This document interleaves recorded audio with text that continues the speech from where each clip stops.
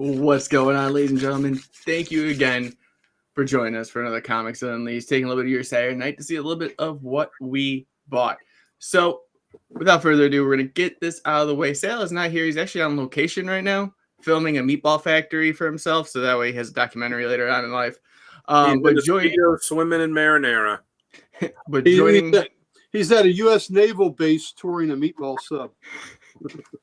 Joining us today, we have the man that's in everybody's DMs and comments. Richard, how you doing today, buddy? Thank you so much for joining us. Hey, Richard. Thanks for inviting me, guys. Absolutely. Thanks for making the party, man. Yeah, it's going to be weird without seeing you in the chat, but at least you can say it out loud now. Yep. Beast is an Avenger. Beast is an Avenger. Beast thank you, Richard. I love you, brother. You always have our back. Hit that like button. Buy Dan Kelly do some push-ups. There you go, baby. Do some push-ups, baby. Absolutely. Oh, God. Richard, what part of the country are you coming into us from? Sacramento, California. Sacramento. Yeah, I thought you were West Coast. Yeah, there you go. But originally from Buffalo, New York. Born and raised. Born and raised. So you go Bills. That's right. Yep. Go Bills, baby. Is Pam here yet? Do we need to start the sports talk? So the Bills Mafia stretches coast to coast, baby. Yep. Listen, yes, y'all were in 4 Super Bowls, and I was rooting hard for you in 3 of them, baby. I just want you to know. In 3 of them, I was rooting really hard for you. So, matter of fact, one of our high school baseball coaches and driver's ed instructors was Scott Norwood's father. So we were heartbroken for him when wide right happened in Super Bowl 25. But and then when you're playing the damn Cowboys, I'm like, goodness, I was rooting hard for you. So, but my heart's with you. You're a team that if you make it, and as long as it's not against us, I'm rooting for you. So that's for sure. It was really interesting. I was too young for that Scott Norwood thing, but if you watch that Buffalo documentary about it and what the Bills fan did when Scott Norwood came back and they cheered him with the parade that we had, that just shows you how classy that the people of Buffalo are. Most of the other teams, they would be booing them. And yep, go Bills. Yep, go. Well, it's a class organization, man, and you all had some really great years with that K-gun offense and all that. It was, class team. Yeah. I thought Richard was an AI the entire time. The way he's on everybody's podcast, just chatting. Let's see if I'm trying to. I always forget to contact Chris. Chris is in the lab making people now, I'm sure. So. I will say this, even though, the Bills are one of the top AFC teams, like the Ravens and the Chiefs, it's like, all right, I can't root for them unless they're playing somebody that I need them to beat to help the Ravens. But, and Richard's still in the chat. I'm telling you, he's not real. Like, this is AI showing up right now. I will say this. I've always thought the Bills had one of the best uniforms in the league. When they switched back to the royal blue that they have now and the white helmet, because I wasn't a fan of those dark blue ones they had with the blue pants, like when J.P. Lossman was the quarterback. Also, J.P. Lossman. Buffalo. But the uniforms they have now, the blue jersey, the white pants, the white helmet, those are pretty dope. This is pretty Buffalo blue right here, man. So yeah, I've got an Eric Moulds Buffalo Bill jersey that I love. That jersey, it's just a great jersey. And I was looking through my jerseys. I have jerseys of 25 of the 32 teams, and so there's only 7 I don't have, and the ones I don't have, either the jerseys are bland or, I can never wear them. I think the AFC jerseys I don't have are Jets. Don't care about it that much. I don't have Steelers. Do not like the Steelers at all. And then Cowboys, Eagles. Cowboys, Eagles, and Giants I will never wear. Ever. So can't wear those.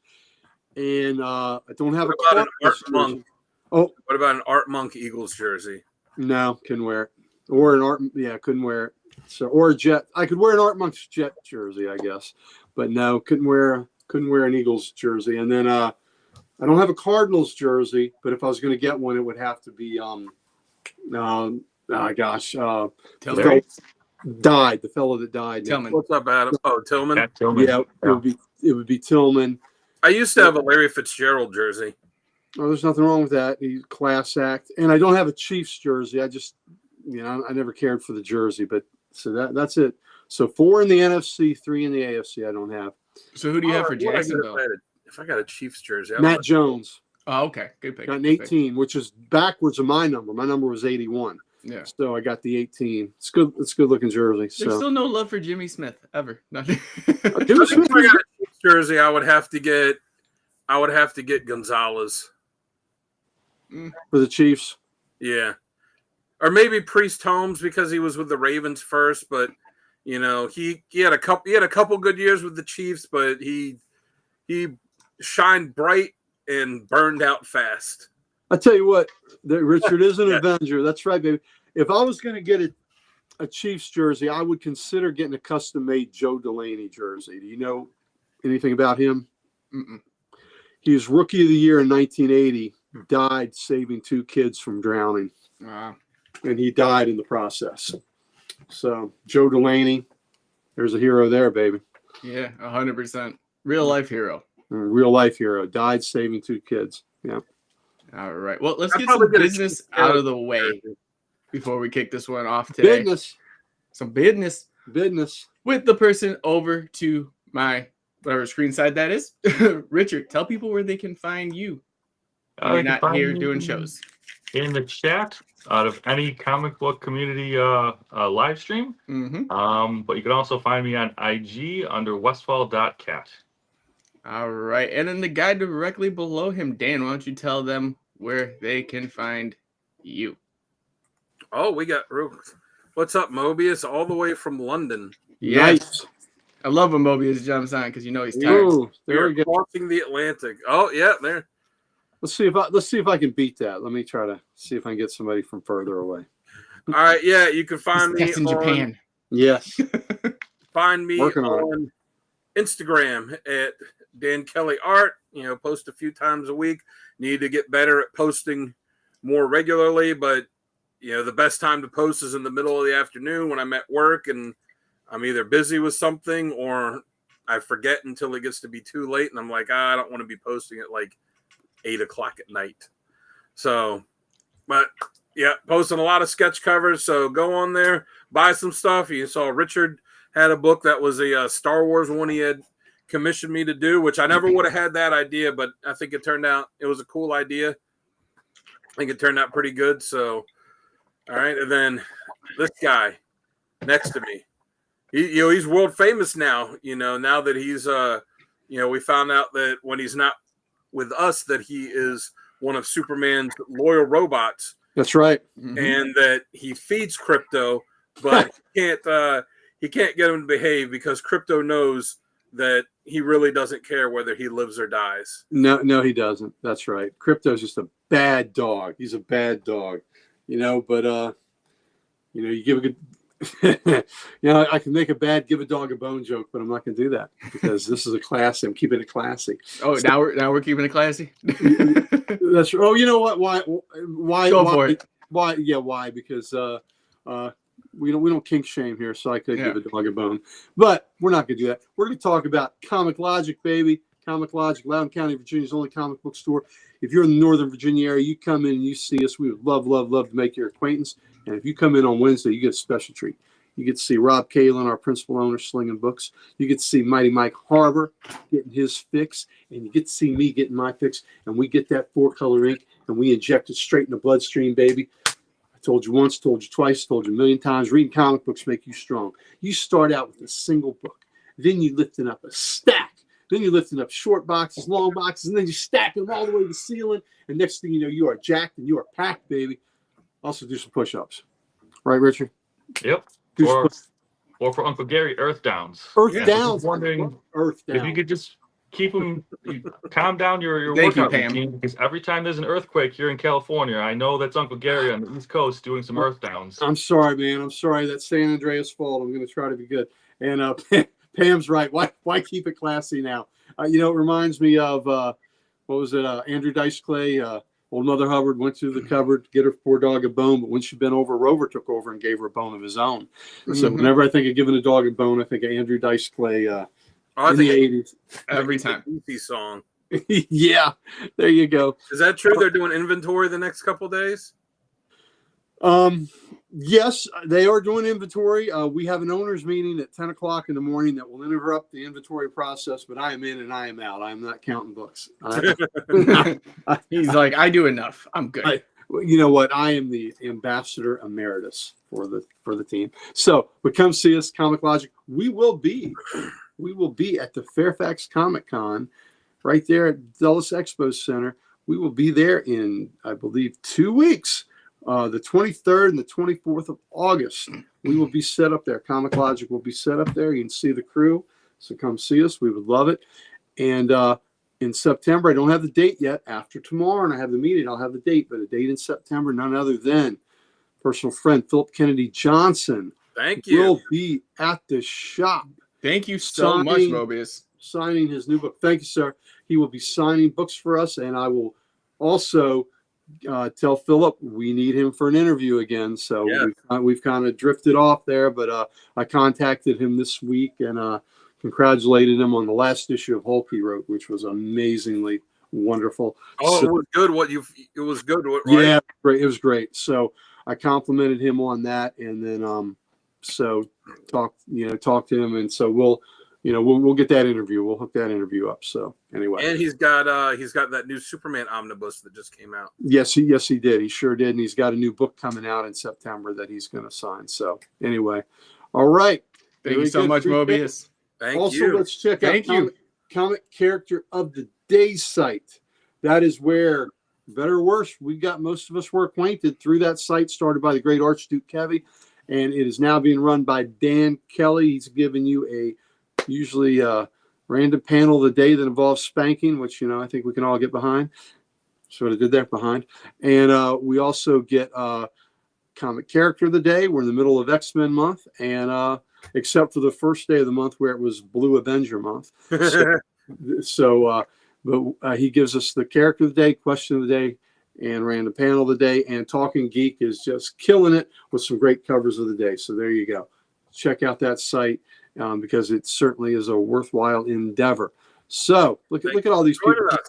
And the reason they're coming on today is because they want to see the Master Builder, that he's here. He's live. He's in person. He is off of the sick bay. He came out and dragged himself to be here. I'm still recovering. He's still recovering, but look at him. He's still here. He looks not quite fresh as a daisy, but he at least looks like some, he looks like some milkweed. He's all right. He's there. He's hardy. He's growing. He grew this station so he can broadcast the inner workings in his head, where he was thinking comics 24/7, and he wanted to put that out there in the ether so that the whole country, the whole world can soak up this comic knowledge from the people that he's brought together that emanate and spew this stuff out of our pores, baby. We live it, we breathe it, we inhale it, and then we exhale it to you. And we wouldn't be here if the Master Builder there hadn't decided to build this edifice of comic knowledge, the one, the only J-Dub. Yes, and everyone knows now I hate missing. I really do. That, oh my God. Yeah, no, I'm here. I crawled my way up to the seat today. I was like, okay, we're doing this. But you guys know where to find us. Go to codexstation.com, one-stop shop for everything Codex. Get some merch, meet the team, let us know what you like and don't like. And you can find us on Look at us. Now, Richard, I don't want to cast aspersions, but maybe Richard's clean, but us, we're dripping with the socials. We have them. We are infected with them. Richard probably is too.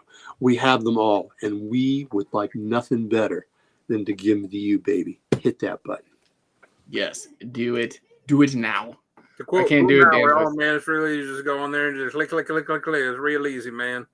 Go with the click and then the mailing, man. But yes, guys, we got a great show lined up. I've been saying that every show he's done ever for me. When he introduces me, I can't sleep after the show. And I have no idea what I'm going to say until words just start tumbling out. So We can set that up, brother. Yeah, my favorite still is the one where you started talking about Beast is a furry. The Beast started the furries. He started the whole furry movement. It makes me giggle every time. Yeah. You know, everybody's here. Everybody's here to see Richard. I was watching. Yes, they are. That is very true. I was watching, I'm like, who are these people in the chat?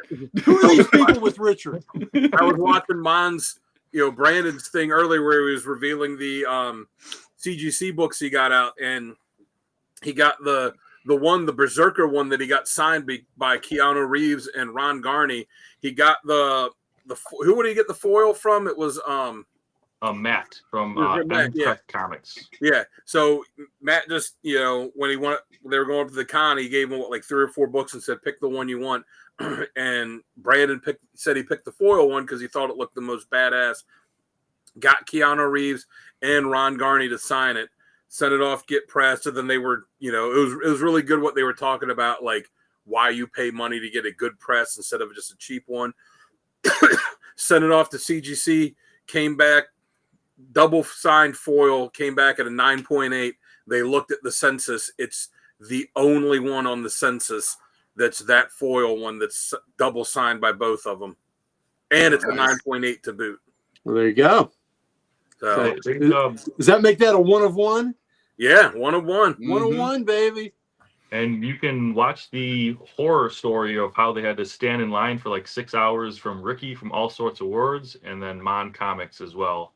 I think that was last year, Terrificon. Unexpected. Keanu Reeves came in. Everyone thought it was a joke, and Ricky and Brandon stood in line and got to meet him, got to get those signatures. Wow. Did they enjoy that? Was it pleasant? They said it was worth it. Yep. Nice. It was limited to 100 people or 200 people. I forget, but it was limited. I stood in line. Mike and I and Rob stood in line to meet George Perez for about 4.5 hours. And let me tell you, it was worth it. So worth it. And we're so thankful we did. And he took his time with us. And, conversation was 2 ways, took pictures. And Perez, such a class act. Look at any picture of George Perez with a fan. He's got his arm around you and he's leaning into you. That's the kind of guy he was. So it's wonderful where you meet these people and they exceed your expectations. Fantastic. There's a really fantastic, as I look at stuff on eBay and throw everything on my watch list that there's no chance I'll ever have the money to buy. And there's this awesome Captain America commission that's in like black and white and gray tones that somebody got Perez to do for them. They're selling on there for $750. I'm like, like if I just had $750 to just burn, that would look fantastic up on the wall. I hear that. All right. How about we get into these books today, guys? All right. Let's do it. You guys are ready? Let's do it. There you go. Yeah. Brandon talked about how cool it was to meet. And I've met Ron Garney, a few times. He's a really nice guy. He talked about how good it was to meet Keanu Reeves and how he met Charlie Cox at the same one and got him to sign the Daredevil book. And he said Cox was nice. But then Charlie Cox is amazing. Nice Cox? Yeah. Nice Cox. But then he said when he asked, like, oh, what do you want me to write on there? He was just like, oh, shit, I didn't think of anything for him. Like, I didn't think of a good Daredevil quote or something. He's like, just write, to your pal Brandon or something like that. All right. Well, let's get this kicked off, shall we? Yeah. Why not? All right. We'll be back in about 10 seconds.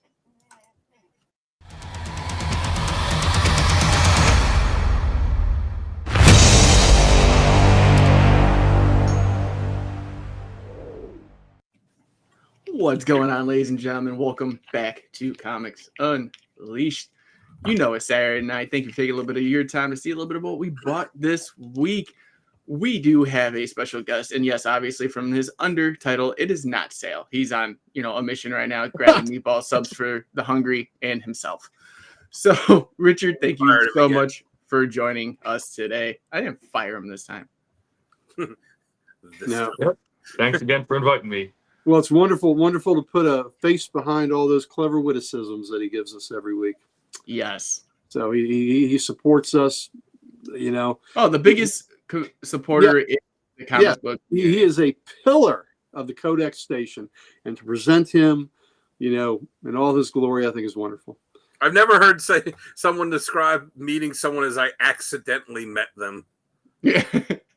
That's stalker talk. I didn't mean to I meet. accidentally met him in his bathroom one day.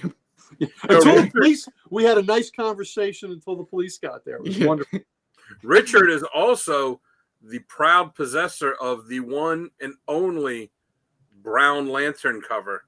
Richard, we will get you a Brown Lantern ring, my friend. So from Chris Schwartzlander, the mad scientist, there it is with a duty in the tank. There you go. So Brown Lantern rings are coming. So Richard, I'm not sure I want to ask what it's made of. Well, You had the scratch and sniff material. Oh, I was about to say that. Man. Unless getting a 3D printer is either the best thing that's ever happened or the worst thing. Well, I don't know. best thing for Chris, worst thing for humanity. That's the perfect way. Which he's putting it. printing right now. He's printing humanity. So. Yeah, I sent him something. I was like, make me this Power Ranger helmet because I seen someone with a 3D printer doing it. I was like, do it, Chris. Do it. I've not been in contact with him today, so he's in the lab, I'm sure. His Dr. Fate one was incredible. Oh, yeah. Yeah, I had that proudly sitting up there. Oh, yeah, that Dr. Fate one he did. My Captain America, it's hard to see back there. I got to find a better spot for it, but Yep. Captain America maybe back there is phenomenal. Oh, absolutely. Yeah, he made a Swamp Thing for me, an Aquaman, and a Dr. Fate helmet, and the Hawkman helmet. Oh, my gosh, the Hawkman helmet's cool. Yeah, that's dope. Mad scientist, Chris. Mad. All right, let's jump into these books. I will kick it off with the new stuff. I only got one back issue, so we'll jump around for those. And we'll start off with some independence. So Sale picked it up, so obviously I needed to because I didn't even know it came out. But I got The War #1. Ooh, that's a Garth great Ennis. cover. Like it. And it's cool because if right in the right lighting, it looks like the whole thing's the webbing's breaking around them. Mm-hmm. So is that because I know Garth Ennis writes a lot of he writes a lot of war books that are like based on like real wars. Is that one of those, or is this like a fictitious thing? I feel like this is fictitious. Going through it, it looks like if it was happening today. But Okay. I don't know. Yeah. So it's broken into 3 different sections. I know that much so far. Next up, I'm going to have to cover up just a little bit. I had to pull out Uncle Gary on this, make sure my finger's in the right place. Uh-oh. World Tree, Nudity. I love nudity. #16. Yeah. Love this book every time it comes out. It is a banger of an issue. A cool cover. Very. Whatever happened to Crimson Justice #3? I think this is one of the best Mad Cave titles I've read in a long time. Like it. What's it about? So just think Watchmen Okay. and how they all kind of just went away and came back. It's kind of almost like the same story. So, next up, Something's Killing the Children, 43. I actually surprised Mighty Mike because San Diego, James Tinian was on the panel, and he said that he was contracted to do at least 100 issues of Something's Killing the Children now. And I texted Mike right away. And I was like, did you hear about this? And he's like, no. He's like, what are you talking about? I'm like, yeah, he has to hit a minimum of 100 issues for this series. Rob just brought him back, and Rob brought me some things from San Diego too. I'll show, but Rob brought Mike back a really cool, exclusive San Diego cover from that series, signed. Oh, that's awesome! Yeah, I would have lost it. I'd be like, oh my god. Mm-hmm. Was it a Benny Friesen cover? I can't remember. I can't remember for sure. From San Diego, that was the exclusive. Okay, then that must have been it. Yeah. Yeah. So one book that is crazy enough and killer enough that I love now, Sisterhood. Yes. That was a good book. That was a good Astoria High Street 2. Yep. Yeah, this is I didn't know how, because the first issue, how it ended, I didn't know how they'd keep going with it. And it's just better and better. Oh, had a pretty kick-ass ending to it too. It definitely did. Next up, we got Radiant Black 36. Nice. Absolutely still love this title, no matter what. And then lastly, for my independents, we got Power Rangers Prime number 9. Oh, I like that. A little sass. Yeah. Oh, A little sassy Ranger. Or seeing the Green Ranger in the new series. So Now- always good. now are the Power Rangers they use in those series? Is it the same characters from the shows, or do This they one, create no. new ones? This is a complete new thing. Basically, the Power Rangers can't be Rangers because they'll be hunted Okay. and just killed because they find them as basically vigilantes in their own right. Mhm. So they're trying to like just basically demolish all of any Ranger lore or anything else. So it's intense. It's really different.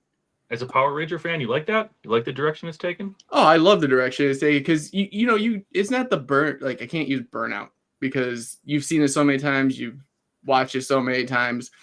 You're always gonna love the nostalgia of it, but throwing something like that into there where it does connect in a way, because well, I mean it's not really good. That Rita Repulsa's back, the main villain from the original series, but it's a different version of her in it. So it's kind of like it mixes.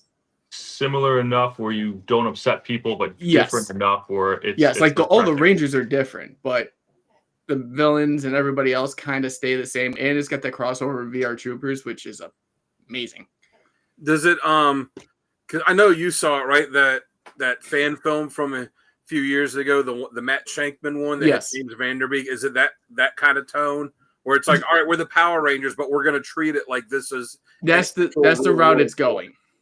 okay. It's the route it's going. Like they're like literally the first issue is the Red Ranger shows up, doesn't know that she's the Red Ranger, like has amnesia basically, and by the end finds out like, hey, I can kill everybody if I wanted to, and everyone's after her because they know she is the Ranger. Okay. At the Fairfax Comic Con in 2 weeks, the Blue Ranger will be there and the Pink Ranger. David Yost and yes, in Amy Jo Joe Johnson. Johnson. Oh God. Yeah, you'll be hearing from me, Gary. Jamie's gonna be pulling down those helmet ones, be like, get him to sign this and get him to sign this. and this one, I'm setting him right now. So jumping into Marvel, speaking of killing people, Deadpool kills the universe one last time, number 5. Gotcha. We got the Uncanny X-Men, Deadpool and the Outlaw, number 19. Yep. Very good. Another great Ultimate title, Ultimate Wolverine, number 8. Yeah, got good job. I love how this one is more X-Men than the Ultimate X-Men.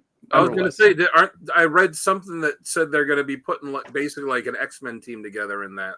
They are, and it's you came out with an X-Men book that wasn't X-Men, but then come out with a Wolverine book that's X-Men. Probably the coolest cover of the week. It's our thumbnail for this week's episode, but One World Under Doom, number 6. That is cool. Yeah, that's stretchy breaks. Mm-hmm. And then, obviously, Moon Knight Fist of Khonshu, number 11, with another stretchy face. That's a theme.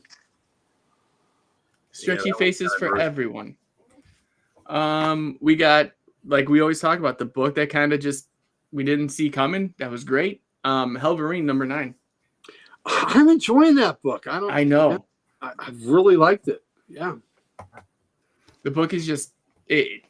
You don't think Dagon's going to be a good character, and then you're like, okay, you win. I'm digging the art. I'm digging the story. Yeah. Mm-hmm. Last up for my Marvel, The Amazing Spider-Man, number 9. Still chugging away at this. I saw the thing that when somebody posted that that Mary Jane's dumping man bun. Getting Getting rid of Top Knot. I've said it for a while. Spider-Man 1000. Peter and Mary Jane will be back together. Well, I did just see an ad too that has like Spider-Man and like some kind of cosmic Spider-Man, and it said the countdown to 1000 begins here. I'm like, all right, We'll see how that goes. How many issues are these? Are we away from that? 25 issues, I think. It's on. Jamie's got it on there. It's like 26 or 22. Okay, so it's like 2 years away then? Yeah. It depends if they speed everything up or not. Yep. What's going on, Talking Geek? Hey, Geek. So we're jumping into DC now. We got Poison Ivy number 35. I dig the cover. That Venus Flytrap. Yeah. Yep. Nice. That's a evocative cover there. It is. The fun book of last year times, which is now this year times. We got Justice League versus Godzilla versus Kong number 2, issue 3. Yep. Great Harley cover. Mm-hmm. I think I should just riding on the back of King Shark. King Shark. Yeah. King Shark is a shark. I love King Shark in the Harley Quinn cartoon. Oh yeah, the entire time he's like, I'm a shark, right? I'm gonna die from this. Yeah, the one that is voiced by I can't remember his name now. Well, look it up. And oh, okay. Yeah. So another cool cover. This is JSA number 10. Yeah. Nice. Is that a wraparound? No, I thought it was, but it's not. Oh, maybe it'll connect to something. I don't think it connects. It's just kind of they're off center. Yeah. Yeah, the same artist has done. He did a Wildcat and he did a Dr. Fate. Now he's yeah, I got all those. Those are there's amazing. a Flash and Green Lantern coming. The next two. Ooh, can't wait for the Lantern one. Alan Scott, of course. Yeah. Yeah. Next up, Absolute Superman number 10. Yeah, cool cover. Nice. I just love what what do you call it? Aaron's doing on everything. We got Absolute Green Lantern number 5.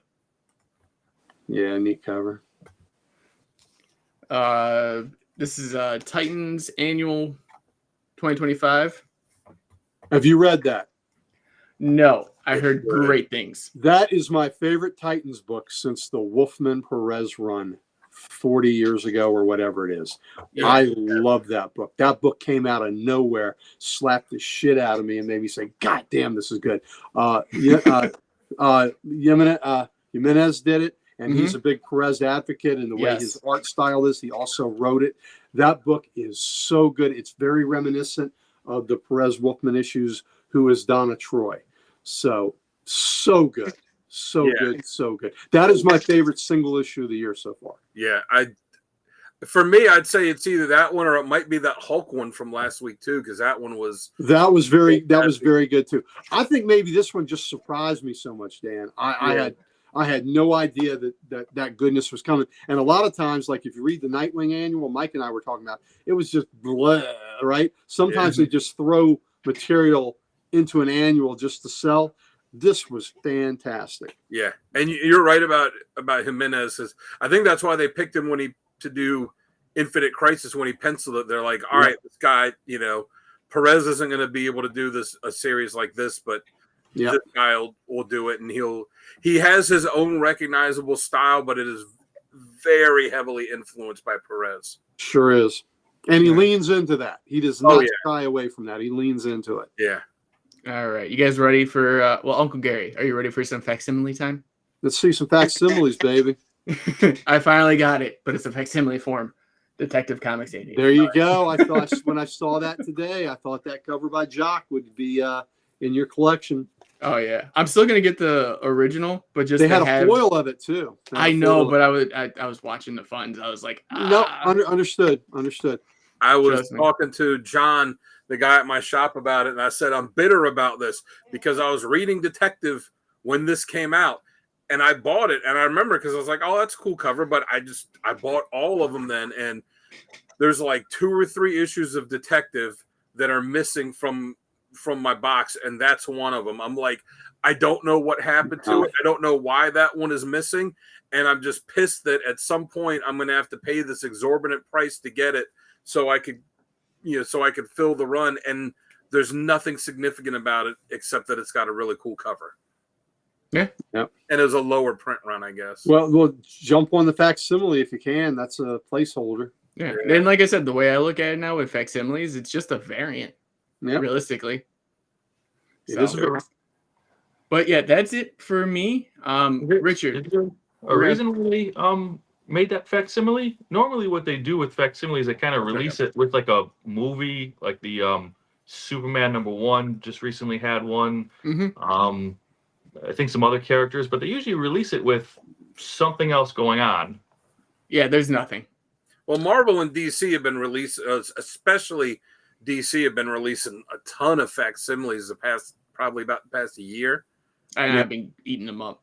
Yeah, they've done facsimiles for all of the original Crisis on Infinite Earths, all of the original The Hush Secret series. Wars, and they'll like do the facsimiles and then have like the sketch cover variants for a lot, and they'll do the foil cover variants a lot. I always know it's usually related to something. Like the Hush, they did it because they're doing Hush 2. Yeah. I think they did that, Richard. I think they did that just because Batman books sell, and that's a great cover. What's going on? Tell you what, one of the coolest facsimiles that's coming out is one they haven't done before, and it's New Comics #1, which is the first DC comic from 1935. Oh, that's I wonder if it'll be tabloid size, because we know the Golden Age size are bigger. The original ones, they're kind of tabloid size. They're longer too. And New Comics #1, which is the first comic of all new material, because the other comic strips that have been thrown together, like Yellow Kid and all that, they were from other sources, kind of cobbled into, an issue of, here it is all together. But this was new material and New Comics #1. So I'm really jacked to, get a facsimile of that. All right. Well, Richard, why don't you show off your book, buddies, and do talk about CBCS? Okay, yeah. Show off the book first, and then we'll do CBCS. I only have one book on my pull list, as I'm a run reader and purchaser. I just can't get into something unless I have a run of it. So picked up something. It can be. Something is Killing the Children. Haven't read it yet. Haven't read 41 and 42. Also, I wait a couple months and wait till there's about 5 books, and then I'll read them all at once so I can binge read. Oh, read the whole storyline. Yeah, I got to. Which this is actually a really good storyline going on right now. Yeah. I don't know how you guys do it. How you guys can pick up like 20 books and then read it, and then the next month jump into it without forgetting anything. It's a gift and a curse. Richard, I lose a lot. I got to tell you, I lose a lot, and I can't remember what's in continuity, what's out of continuity anymore with things. So it's kind of one thing that's good about the history of the DC universe. They're kind of saying what's canon and what's not now. I was really surprised that the death of Aquaman's son is in that book. So evidently that's canon again, that Black Manta killed his son. And that kind of surprised me. But Richard, I get a damn stack. And sometimes when I'm just power reading through these things, I don't retain it. And if I'm reading something right before I go to bed, the next day I got to say, what the hell happened? And I got to kind of look at it. But you do. There's so many, you lose it. The way you're reading it, I do that a lot of times when I have a storyline I really like. When the trade comes out, I'll get the trade and reread it all at one time, and then you can really enjoy it and absorb it so much more. So you're right on with that. Reading a run at a time is the way to go. Yeah. Do you ever save any comic books for next month? Like, you know what? I'm really enjoying this. I'm just going to wait till next month so I can read 2 of them in a row or 3 of them. No, I don't. You know what? Recently I did. I have one, the Mark Spears Monsters, and that's because I bought it at issue 4. And I've waited till they've re-released the 1, 2, and 3. So now I'll be able to read the first 5 all together. So I'm looking forward to that. That's what I do. I usually wait for you guys. Here's something good. Got Alien Avengers versus Good pickup. Aliens on it 1, 2, and 3. Our good friend Travis from Comics Limited. He said he's gonna, next time I purchase from him, he's gonna give me the 4th one. But I never get the first couple issues. I wait till someone recommends it. I'm going to be doing the same thing with Spider-Man versus Predator. That was really good. Great book. I can't jump into it. I can't get that first issue. I'm just going to wait till 4 or 5, and then with enough history and someone saying it's a great book, then I'll get them all, pay the premium on them, and then be able to just have a nice, good read. I didn't get the first issue of that when it came out, but when we were talking to Brandon, and he was from Mon Comics, and he was talking about how good it was, and they were talking about it. I was like, all right, I got to get it. And by that point, my shop had sold out of the first print, so I had to get the second print, and then I got the first of issue 2. But yeah, I mean, I read this stuff month to month, but I don't really have the time to like sit there and binge read. So I kind of read an issue here or there, read them throughout the week. But I know when I'm reading new stuff, when I start reading the new issue of something, and I'm like, oh, and I can't remember, what's been going on, and that's my signal. Like, you know what? I'm not getting that much enjoyment out of this now. Maybe it's time to drop this book if I'm not really remembering the stuff month to month. But when I get back issues, I'll do that. Like, I'll complete runs or complete long chunks of it before I'll sit there and actually sit down and read it, so I can like read the whole thing. That's been one of my biggest problems is I'll drop a book too early because it's just not interesting. The first 2 not enough happening, or I'm a little bit lost. And then by issue 6 or 7, and then people say, oh, you shouldn't have dropped it. It's a great book. And then I have to go back into it.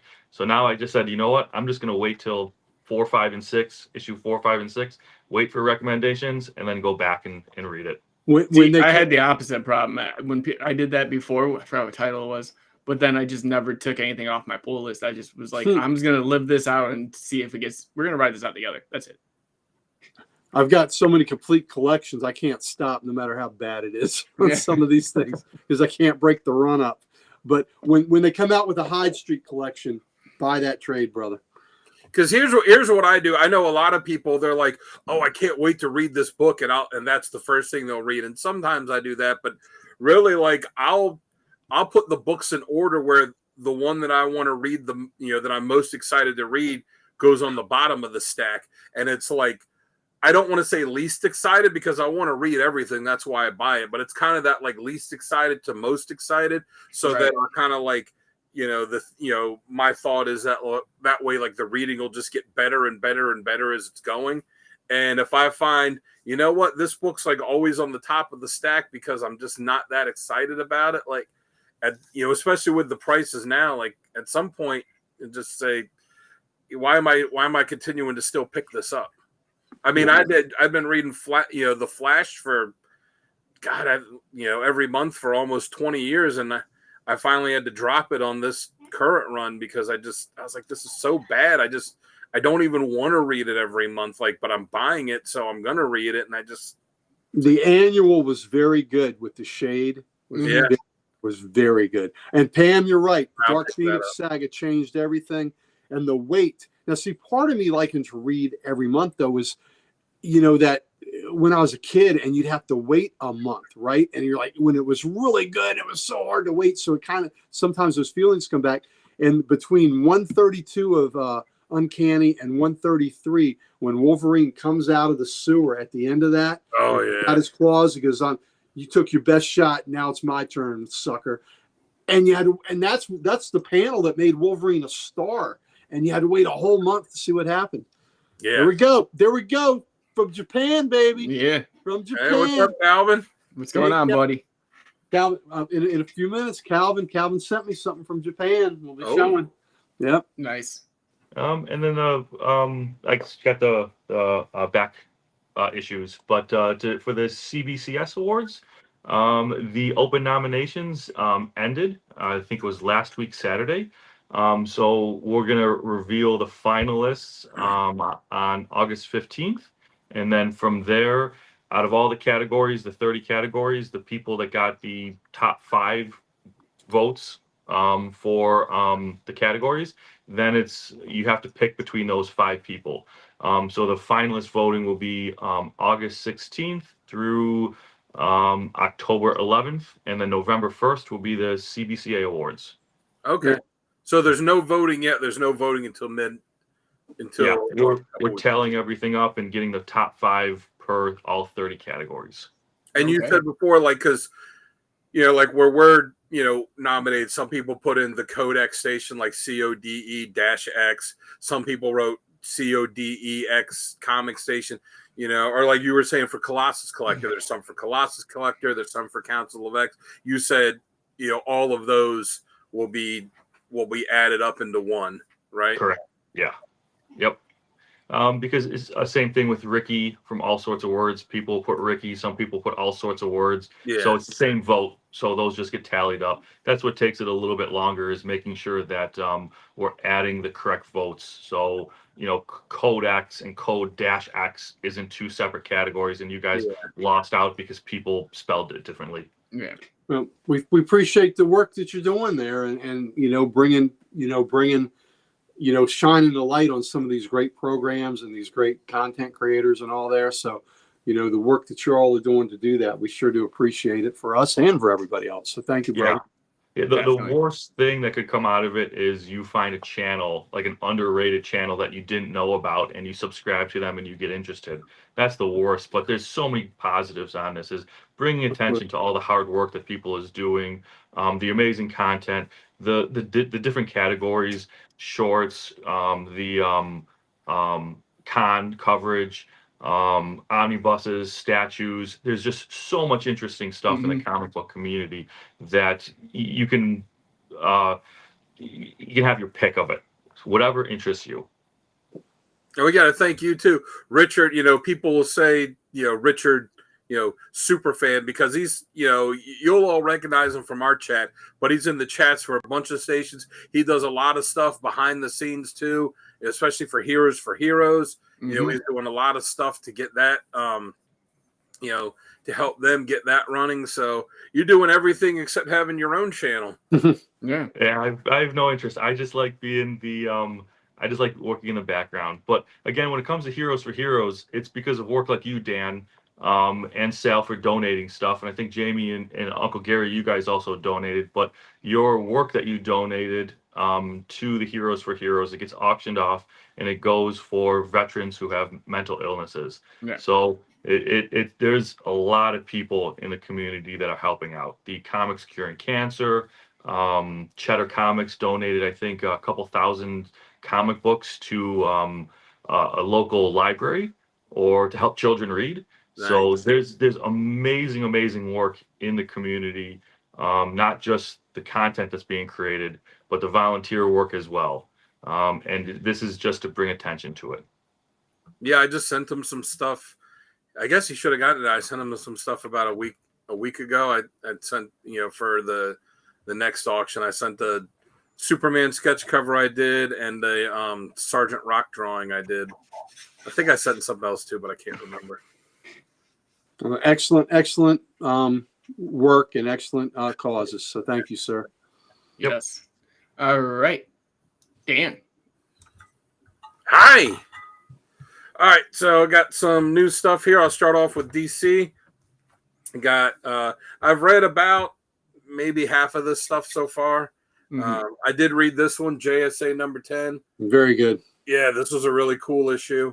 I've like you said before, Gary, I don't like Lemire's art, but his writing is spot on. I've really been digging the series. He's bringing back Kid Eternity. Come on, man. Yeah. And how great is that? And the artist that's on this series is it's good. Really cool too. Yeah. Yep, it's good.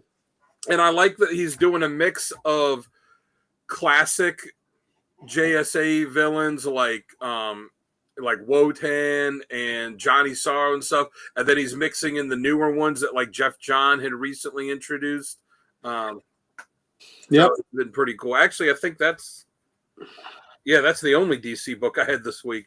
For indie stuff, I got Dick Tracy 11. This was a good issue. I think this is the start of a new storyline, and it's have you read that?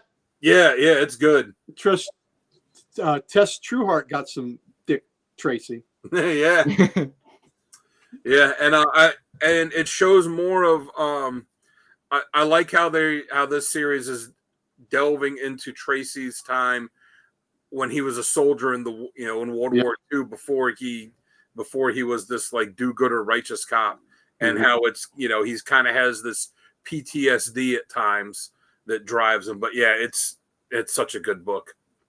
I think it's great that we're seeing some of our childhood characters, Thundercats, Power Rangers, Dick Tracy. It's been great. The nostalgia's been off the charts. Industry. What?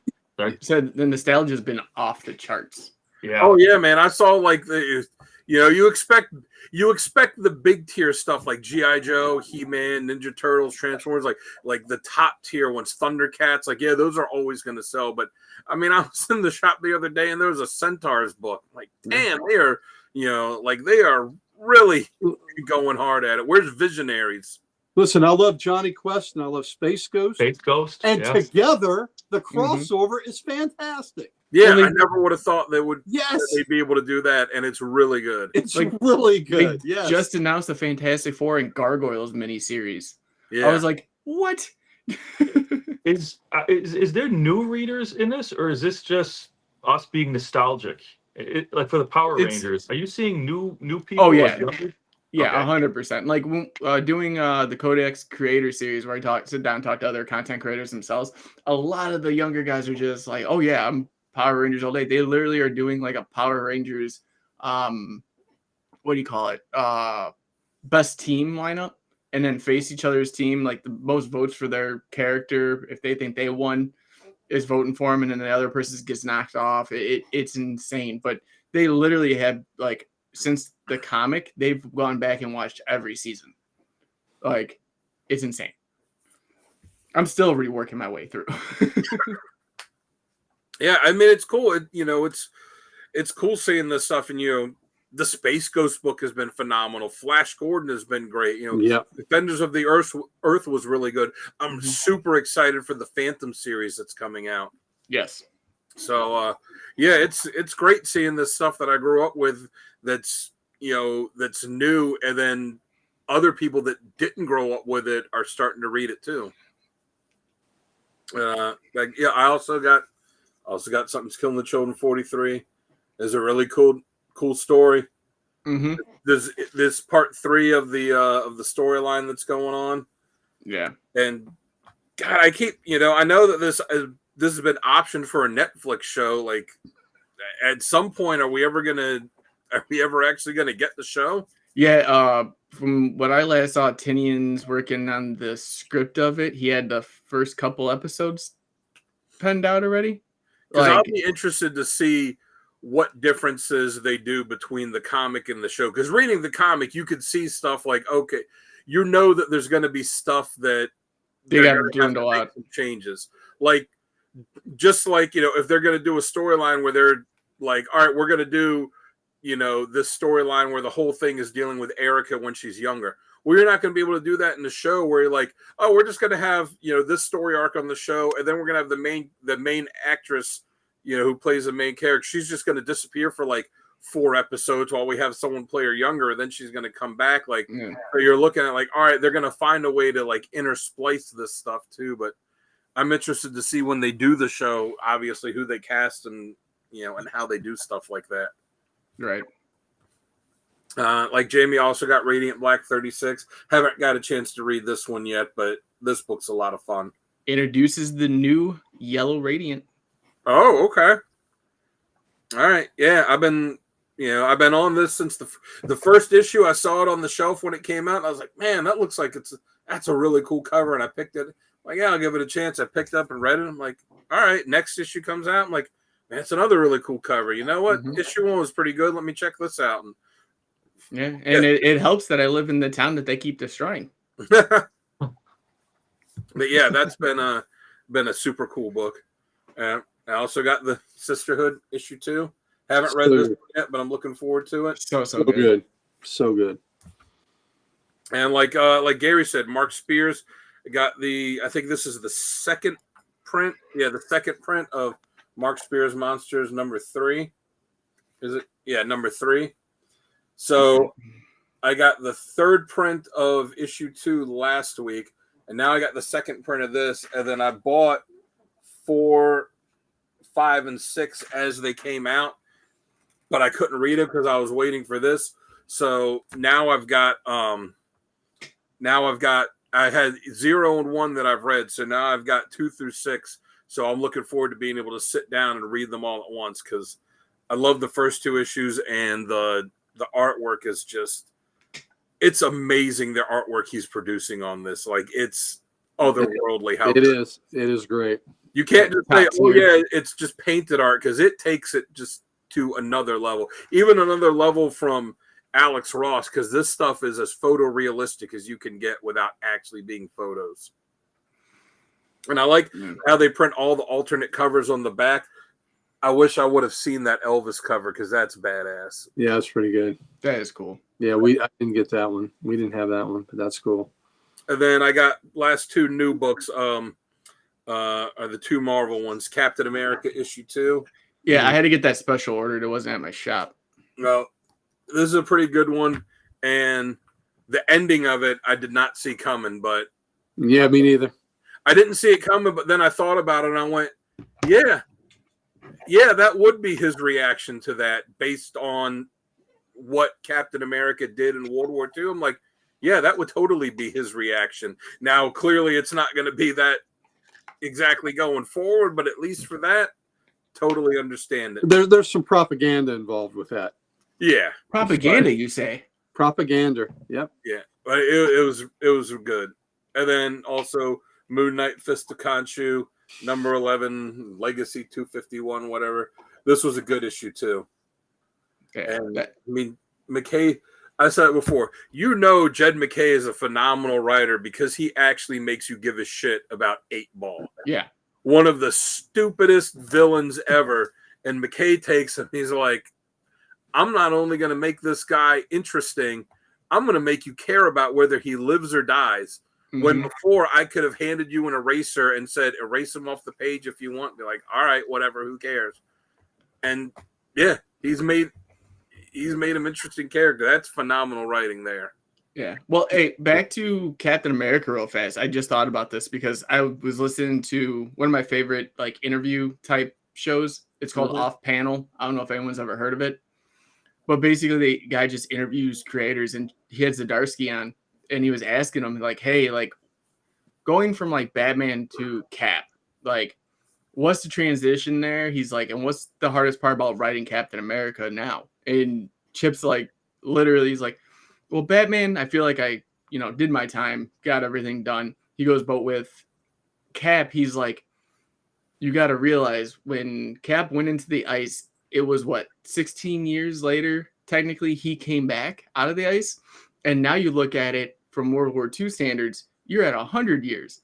Yeah. He goes, so now I have to rewrite that continuity in my head, put it on the paper for people to understand that this isn't just something that he just like popped out and like, oh, people are still working in factory jobs and they can make a living. And this is still the American dream of this situation. And he's like, no, I got to make it. How does he react to what's happening now rather than what was happening then? And I thought it was like the coolest, like picking up the brain of a character you can think of. Like you got to not just give the audience attention for it, but you got to take the character perception of it and alter that as well. Yeah, that's a good point because, like you said, when he originally came back, when he first got introduced in Avengers 4, like, yeah, it was later, but it wasn't so much later that the world was a completely different place. But now, yeah, it's a completely different place. Now you have little computers that you carry around in your hand everywhere. They make, not to give a spoiler for the issue, but, they make one reference in here when they're on this this mission, and he's like, oh, we got to do, this recon or something, so we can stay ahead of them. And the guy goes like, no, we've already got the satellites that told us, there's no one there. And he's like, satellites. And, he has been briefed on what all this stuff is, but it's that stuff like, yeah, they had nothing like that. He has no idea what he's even talking about. Yeah. Like they had nothing that existed like that when he served in World War II. And now it's just, to today's soldier, it's just completely common. And it's not just him wrapping his head around, oh yeah, we've got this stuff now too. It's him wrapping his head around like, all right, there's, people are just under this constant watchful eye. Like, is this really freedom? Yeah. Is it Big Brother, or is this just, people can be people? But yeah. The coolest line he said when he was trying to like put it in perspective for people listening was, he's like, think about it like this. He goes, if that 16-year gap, he's like, Bucky could have grown and, been Winter Soldier, done everything, and still had a family and kids and all this other stuff and, working his whole life from that point forward. Now we got to jump to here where, okay, how do we get Bucky from there to here to? Yeah. And I was like, that is so hard I couldn't do it. Like I'd have to sit there for hours and boggle my own brain to be like, okay, now how do we make both these characters jump from a 16-year mark to a 100-year mark? Yeah, because with a lot of this stuff, originally Marvel had, like Mr. Fantastic and Ben, before they were the Fantastic Four, they had them, as they had served in World War II, and and you can have Fury and the Howling Commandos and Cat because, like, all right, Super Soldier Serum, Frozen Knights, and all that, but for like the Punisher in Vietnam and all of these things, now they have this sliding timeline where they just like, all right, now they served in this, other, fictitious war in this fictitious Marvel country, so that they don't have to have, a 90-year-old Punisher out there trying to run and gun. Yeah. I think the three hardest characters to write is Captain America, because it's World War II and America is just so culturally different. And then with the technology, Magneto's another one. Like, you could take the Punisher and you could say it's Korean War, Vietnam War. You can push that to a different war and it makes sense. But when it comes to Magneto, his roots are because of World War II. And then Superman is also another one to make more modern. But yeah, Captain America's got to be tough. Got to be tough to write.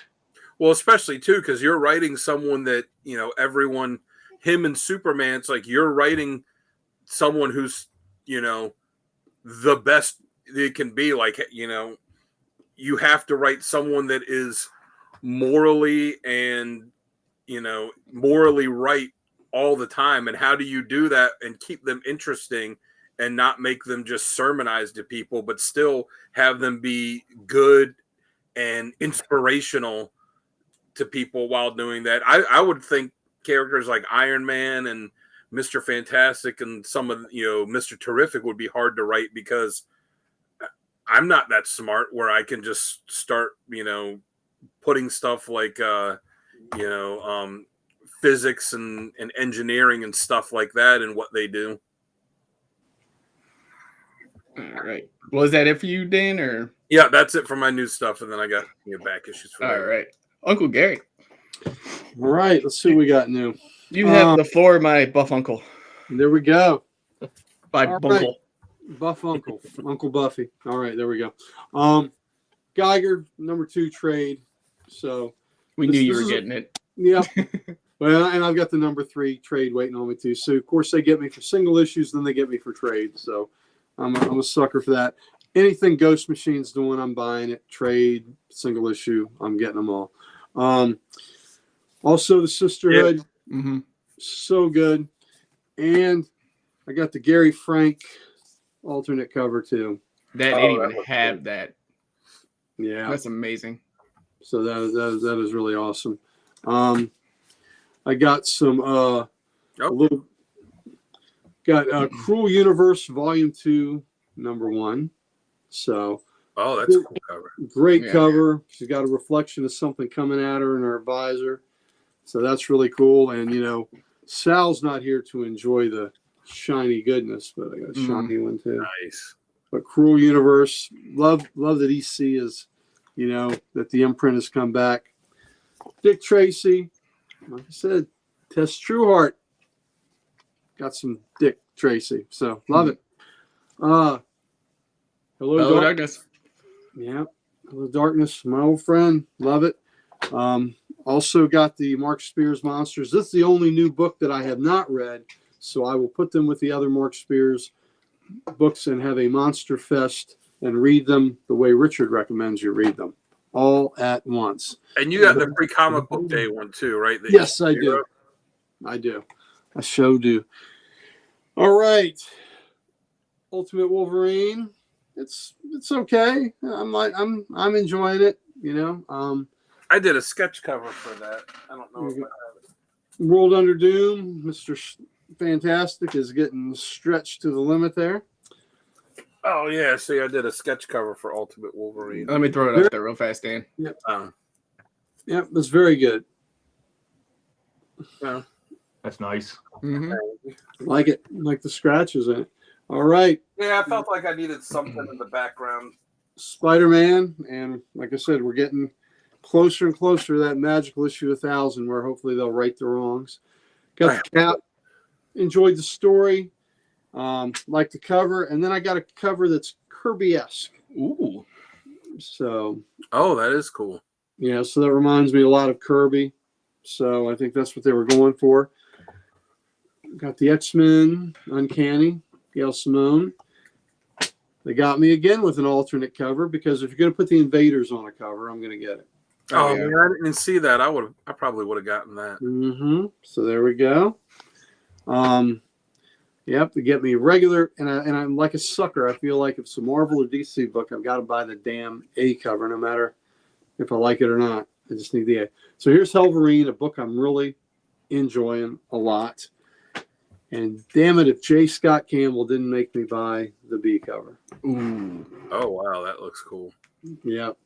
That blaze on the bike. So What's it say? Just Spectacular Collect? yeah, it's a celebration of J. Scott Campbell.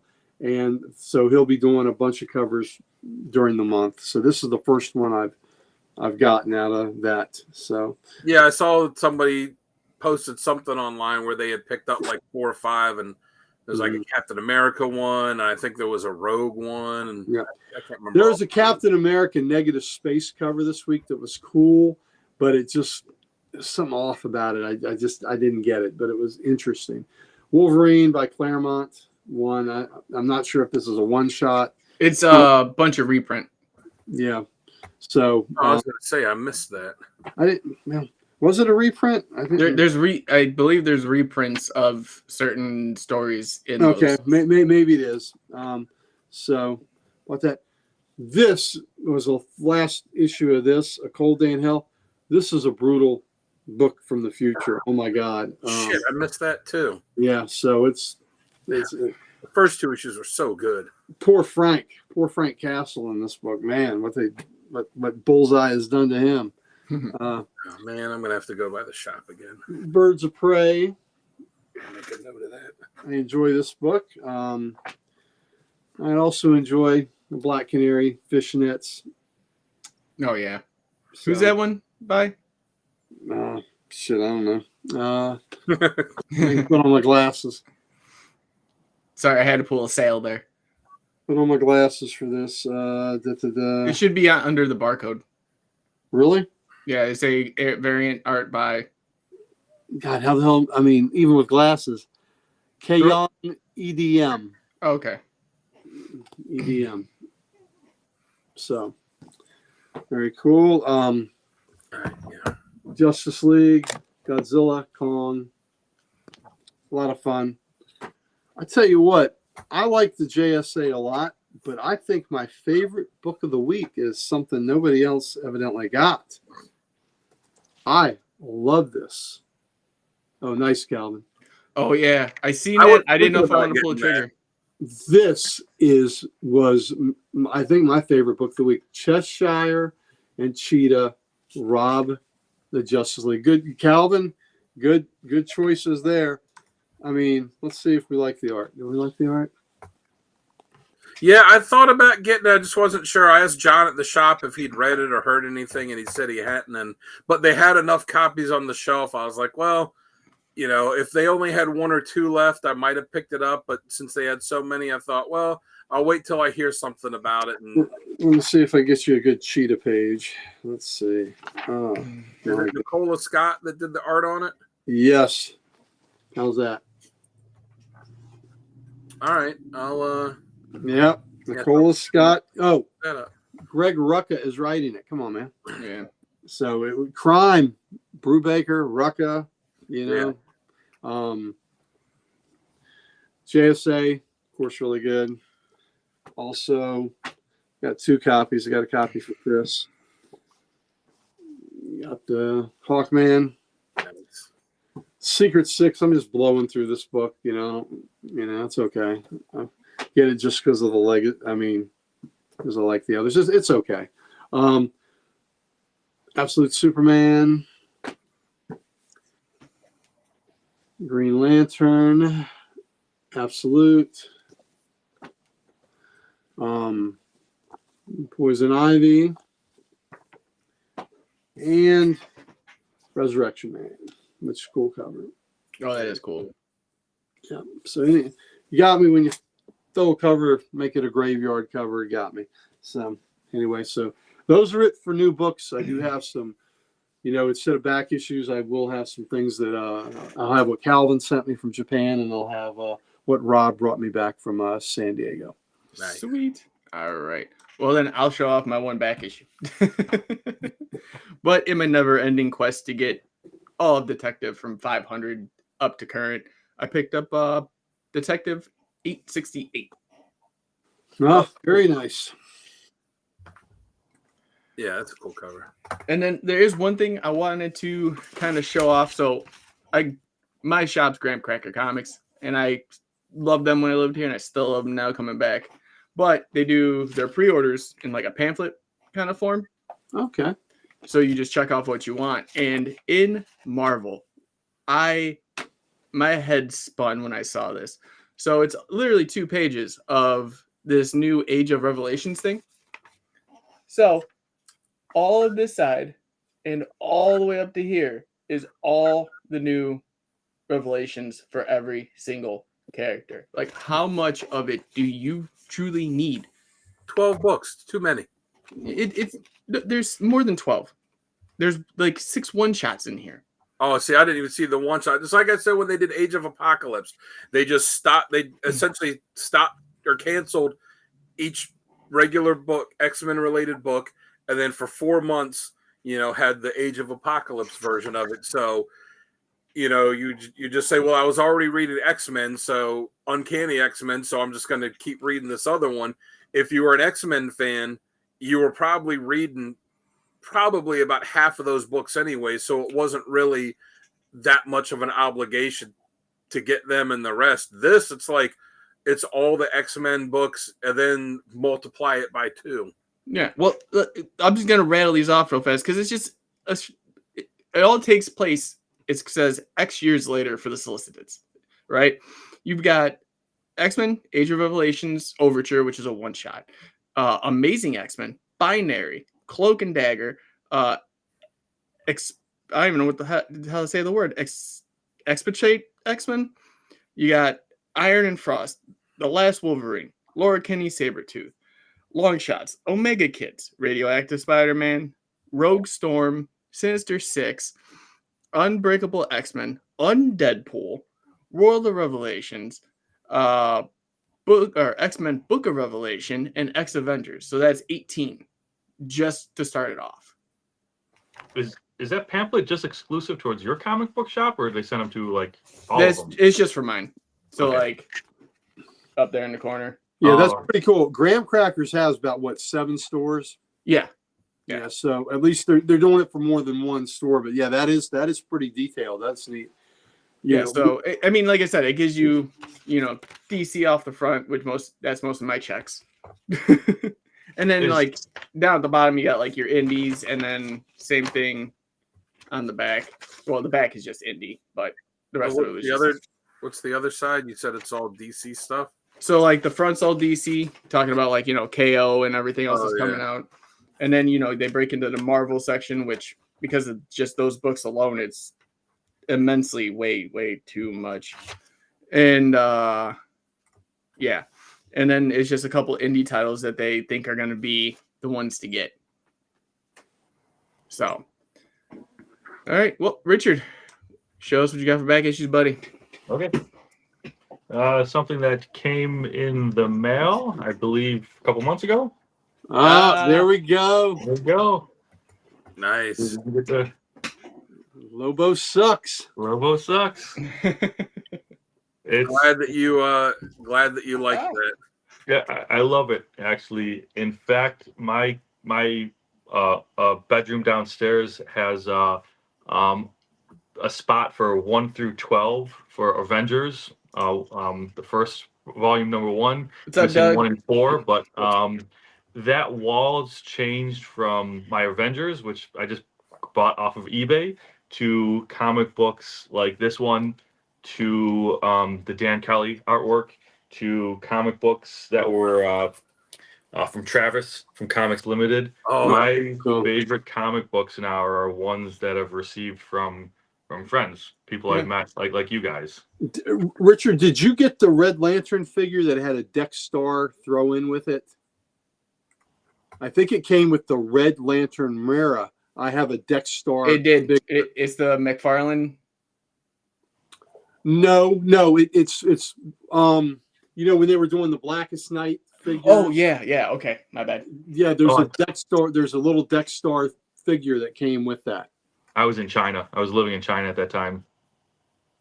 So I want to say it was with the Mura. I'll have to when we break for my showcase, I'll go walk over and get it so I can show it to you later. Yeah.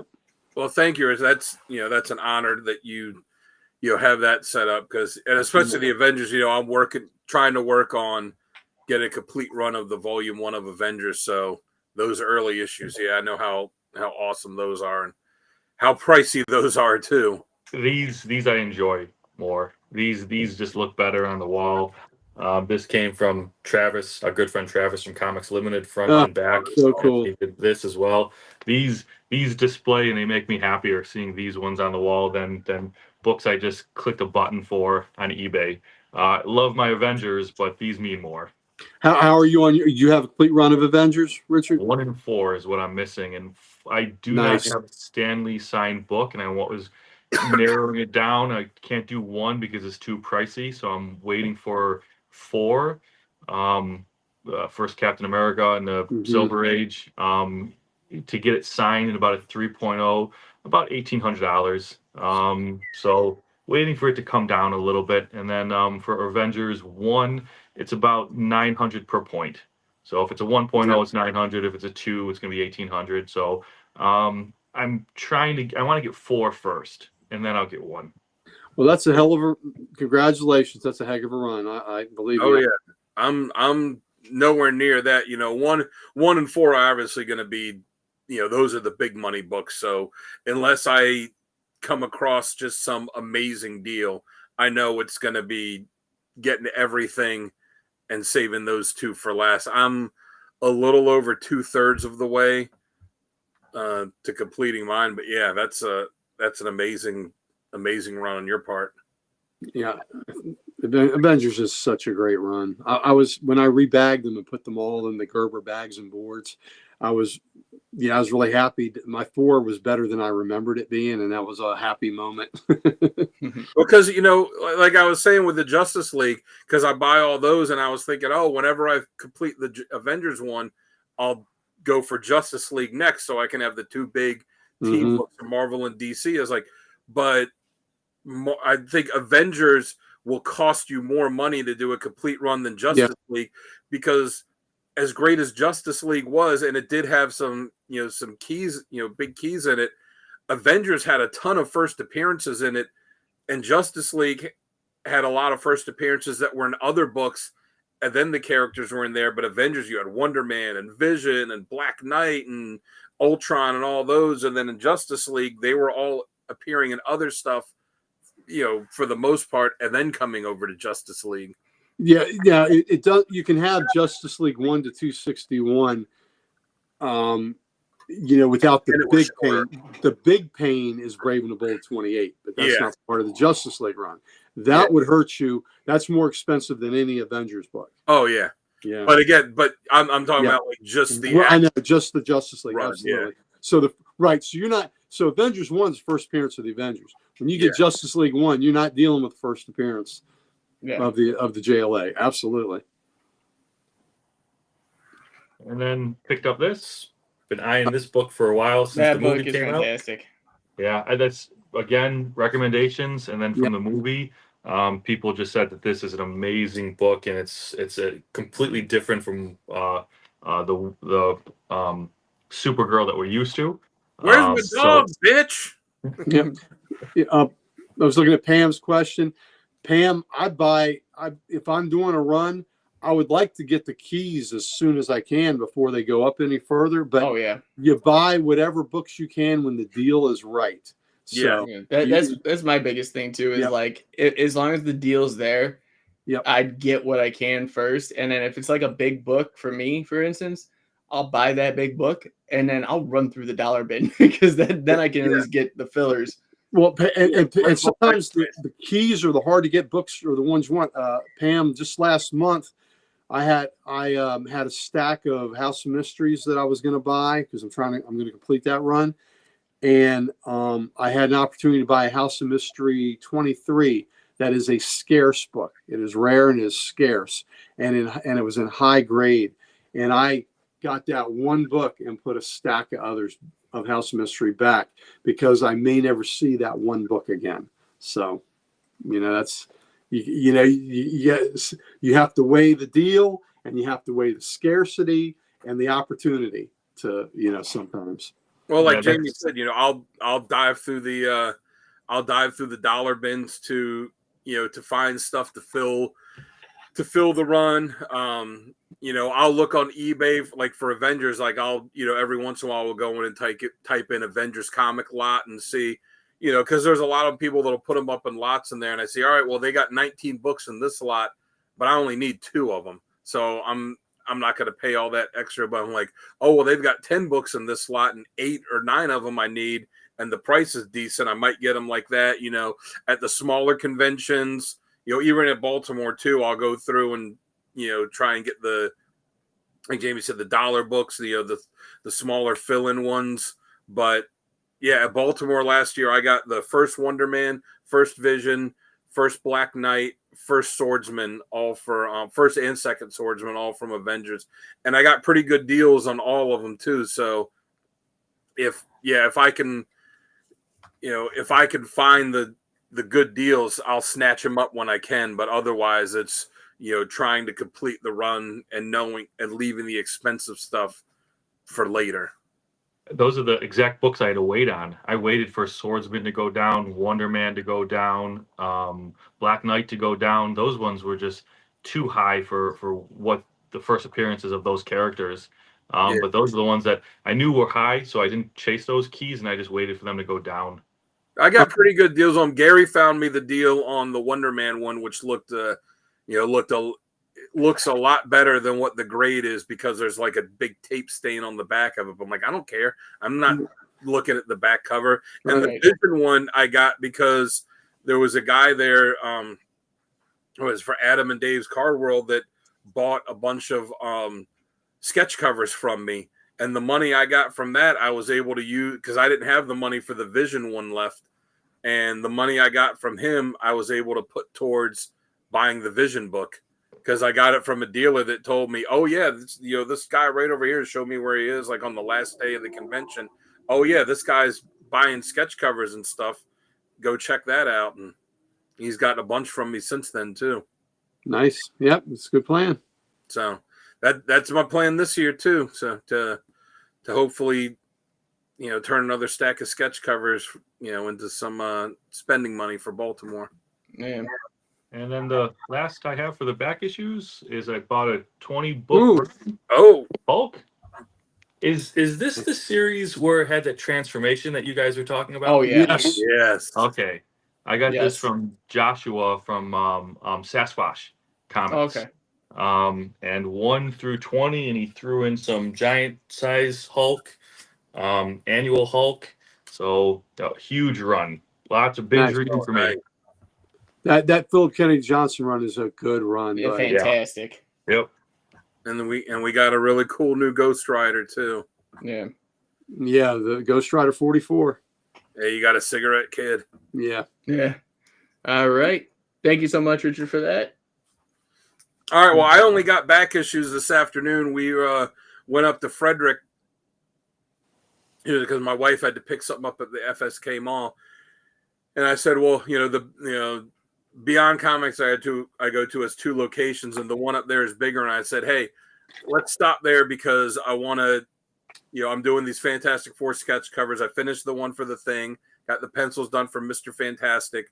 And I was like, well, I want to get 2 more so I can do a whole set for like the whole team. They didn't have any more at my shop. I was like, well, let me stop there and see. And they did have 2, but they also had like 5 or 6 short boxes of dollar books out. So I'm not going to look through the dollar book. So of course I came away with a goddamn stack of dollar books, but I got What If Volume 137, which I just bought and used in a giveaway in June. And I was like, well, I wanted to keep it then, and now I can. And of course, these are dollar books, so they're kind of beat up some too. But I don't care for $1.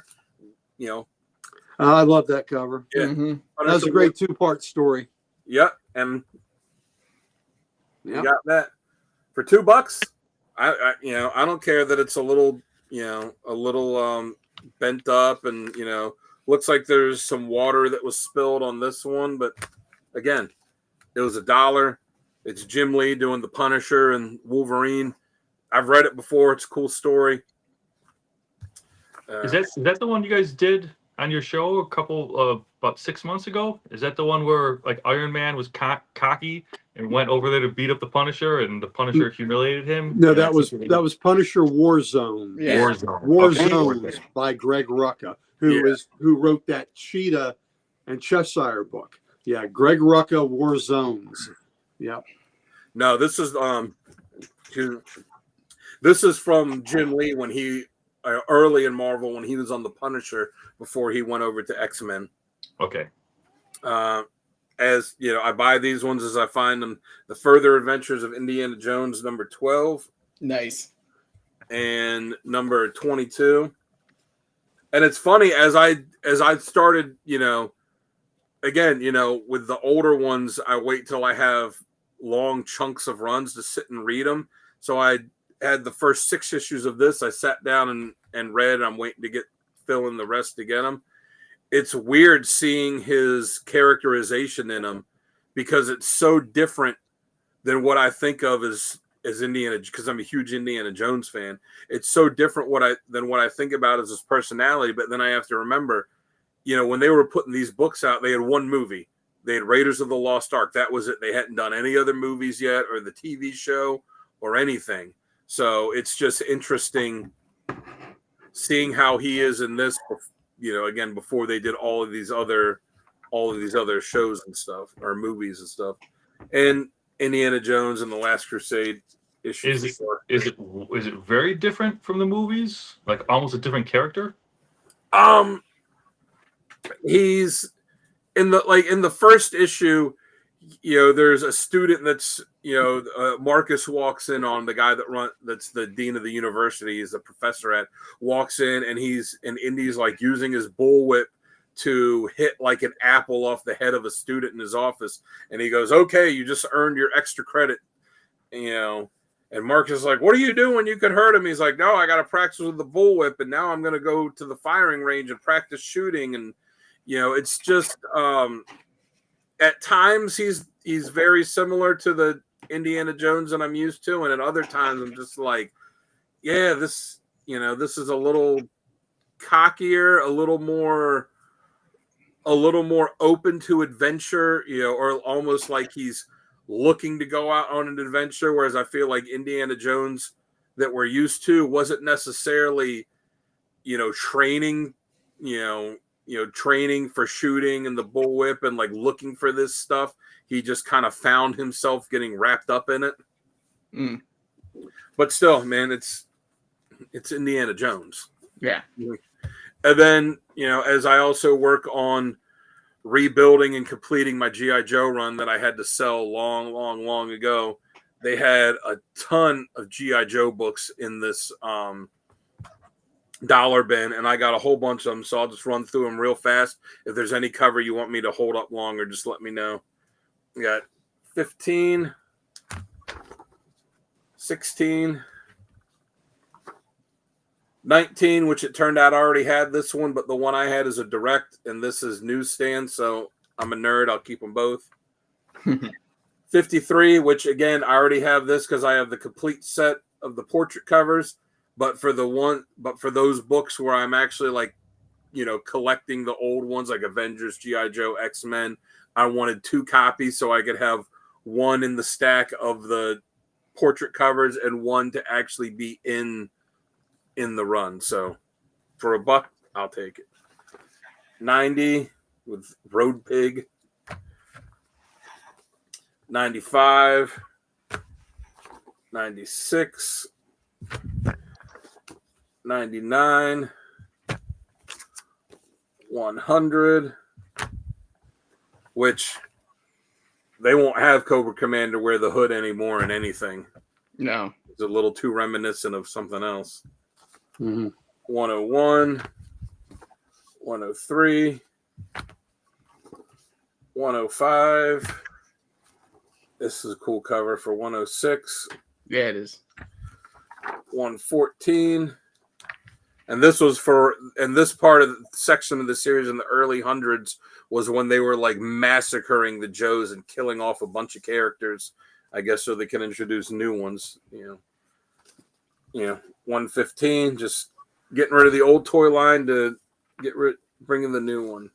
119, 122, 123, 125, 128, and 129. So picking up this stack and adding it to what I already have puts me 44 issues away from the complete run, because I've already got the annuals, I've got the G.I. Joe Transformers crossover, I've got the battle like the Battle Files miniseries. So Okay. I only need 44 more issues to complete the run, and most of those are the end of the series, because it ran 155 issues, and I need 130 to 155, but the print run at the end got really low. So so those are gonna, again, it's gonna have to be finding the right deal for those. All right. Well, Uncle Gary, show us what you got. All right, let's see what I'll show what Rob bought me from San Diego, and then Nice. I'll show what Calvin sent me. All right, so got the Silvery DCKO preview. Oh, that's cool. I saw they had a little black and white ash can. Mm-hmm. Sailor. This is the full size one, so I haven't opened it yet. Because it's even within the bag, it's sealed yet. So I don't even know what the back cover looks like. So A bag in a bag. Bag in a bag. There you go. Exception. So I will look forward to getting a little early preview of DCKO. Took care of him with my boy Aquaman, a DNA cover signed. That's Oh, cool. that's awesome. Yep. So I'd had this variant cover, but didn't have it signed by DNA. So, David Nakamura, right? With this one, he knocked a homer. He knocked a homer. That's what he did with this one. So I love that. And then I did not have this Superman 23 variant cover of a superpowered Lois. That's cool. signed by Cersei. And That's cool. Drew Little remark too. That's awesome. Yep, got the SDCC on there and the Superman logo, and so pretty cool there. Very happy with that. And then I bought this he brought this back. This was a replica of Punch Comics, I believe number 9. So cool. Oh, it is cool. Oh, that is awesome. Yeah, look at the things he's drawing on the page have come to life and are getting them. And he's got the phone in his hand. Too bad. He's already getting shot. He's already got a knife in the back. He's getting hung. Oh yeah, those Punch Comics, those originals are pricey. Yeah, the one in the skull. I Yeah. think we've all seen that one where the guys are shooting and fighting Yeah. out the eye holes of the skull and coming out of the mouth of the skull. I would love to have a replica of that, but if I see one, but this was pretty cool. So I got that replica from him, and then There was someone that did a Kickstarter like 6 or 7 months ago where they did replicas of not just Punch, but they did replicas of like all of these classic horror covers or crime covers. Yeah. Yeah. All right, so then I got all this Japanese writing on here from. That's actually Chinese. Yeah, it was since coming from Calvin in Japan. I'm gonna. Yeah, that's Japan. Oh yeah, that's Japanese. Yep. Yep. So and then it was my birthday last month. So hey Gary, Calvin or whatever his name is says happy birthday. Love Deadpool. So Deadpool by way of Calvin sent this to me. So There we go. So we got some Japanese flavor with the Aflac duck there. And inside it, we have not quite legal tender, but I'll take it. Oh, That's cool. Deadpool going like that. Mm-hmm. So, very cool. Very cool. And the flip side. Oh, that is cool. you got the golden ticket. Oh, I like the Claws. marks on it. Yeah, the claw marks on it. And he sent me 2 of them. So there we go. That's cool. So was that I guess it was some kind of promotion they did for the movie out there? I would imagine it is, but it's pretty cool. So Calvin, thank you, brother. Look at the hologram in there too. So in the center, you got a hologram with the light. So anyway, Calvin, thank you, buddy. This is very cool. But yeah, I too really dig the slash marks across the 3 on the back. So, but all the way from Japan. So Calvin, my brother, I appreciate you. Thank you.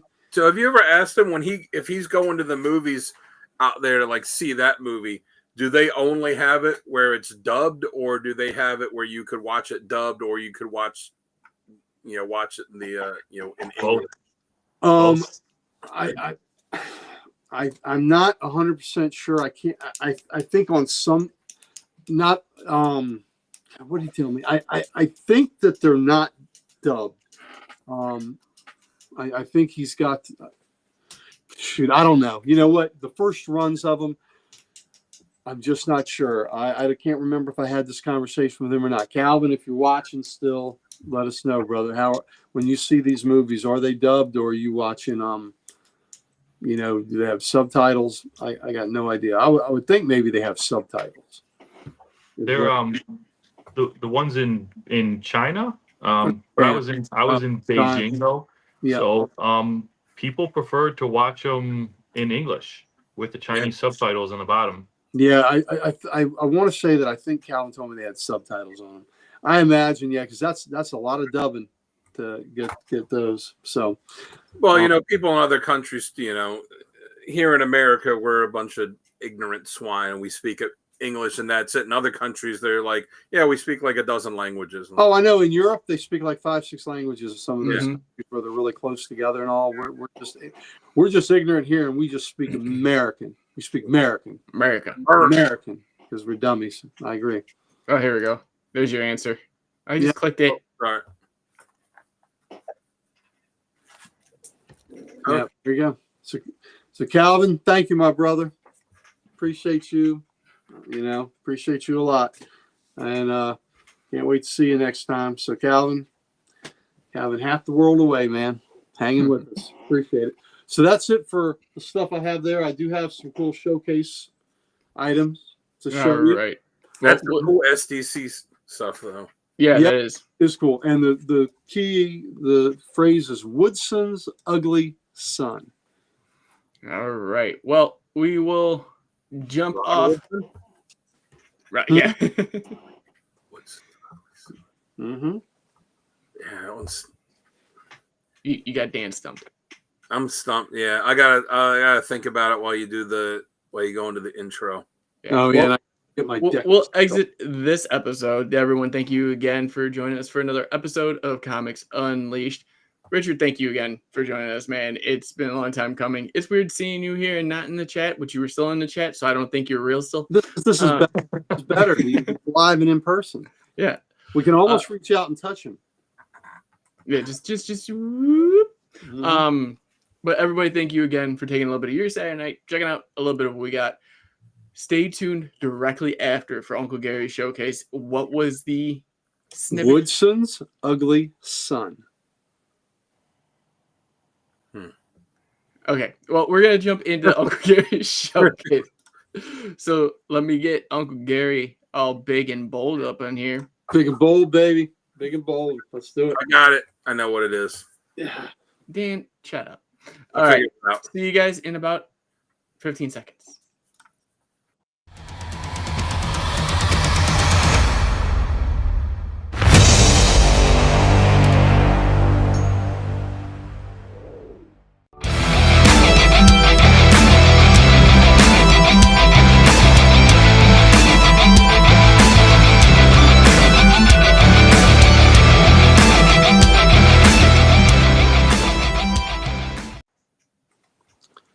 There he is.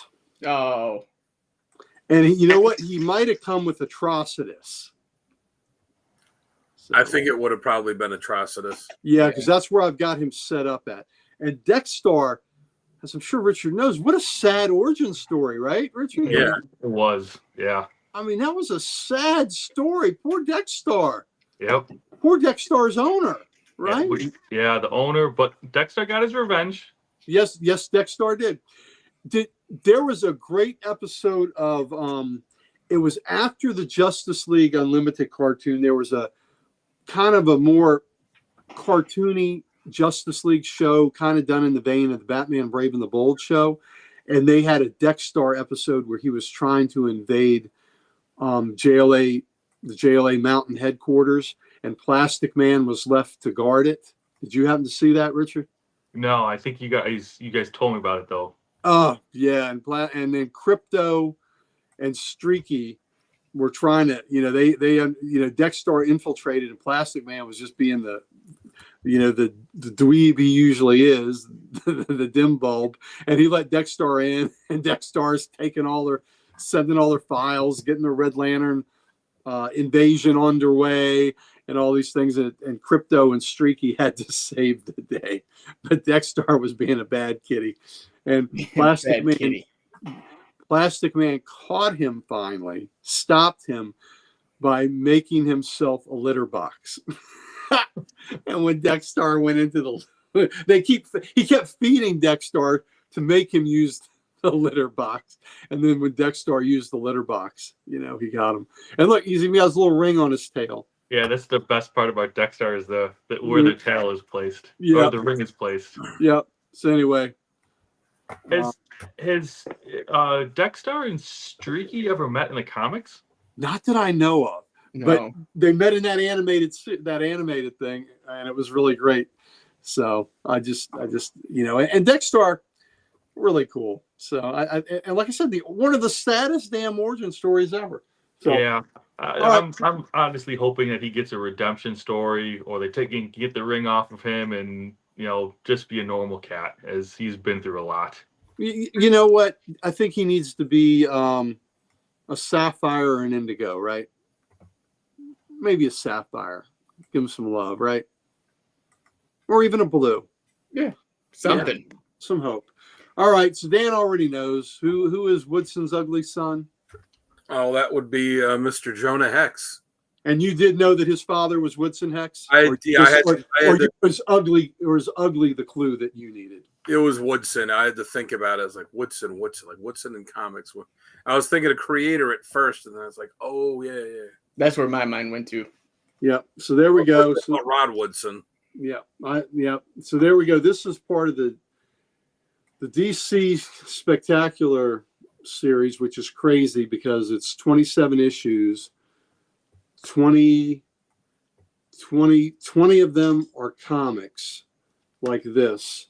4 of them are digest, and 3 of them are treasury editions.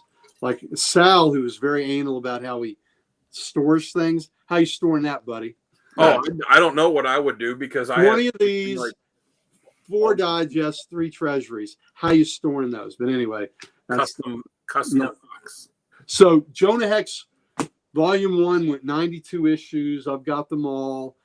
And before that, he first appeared in All-Star Western 10. And then it transitioned, I think, number 12, it went to Weird Western. And then Jonah Hex went into issue 38, and Scalp Hunter took over. So I have all the Weird Westerns, but today we're going to focus on the first maybe 50 issues of Jonah Hex. Nice. So there's number 1. Ooh. I think a pretty nice copy of number 1 there. Yeah. Number 1. Got number 2. You want to talk about a character with a rough origin. Oh, well, that is very true. And a rough ending, too. DC doing what DC does best is no word bubbles, just good pictures, good images. That's right. We have this conversation all the time. There's not, though there are more on Hex than there are on, the horror books, but still. And where's your theory on that, Richard? Do you enjoy more word balloons or you enjoy the images? I enjoy just the images as long as what's on the image is going to be something inside the story. I Right. think you guys were saying there was like a Doc Ock picture, or he was on the cover of a Spider-Man and he wasn't even in the issue. Yeah. I think Aaron was saying that. That was a Daredevil. Oh, Daredevil. Okay.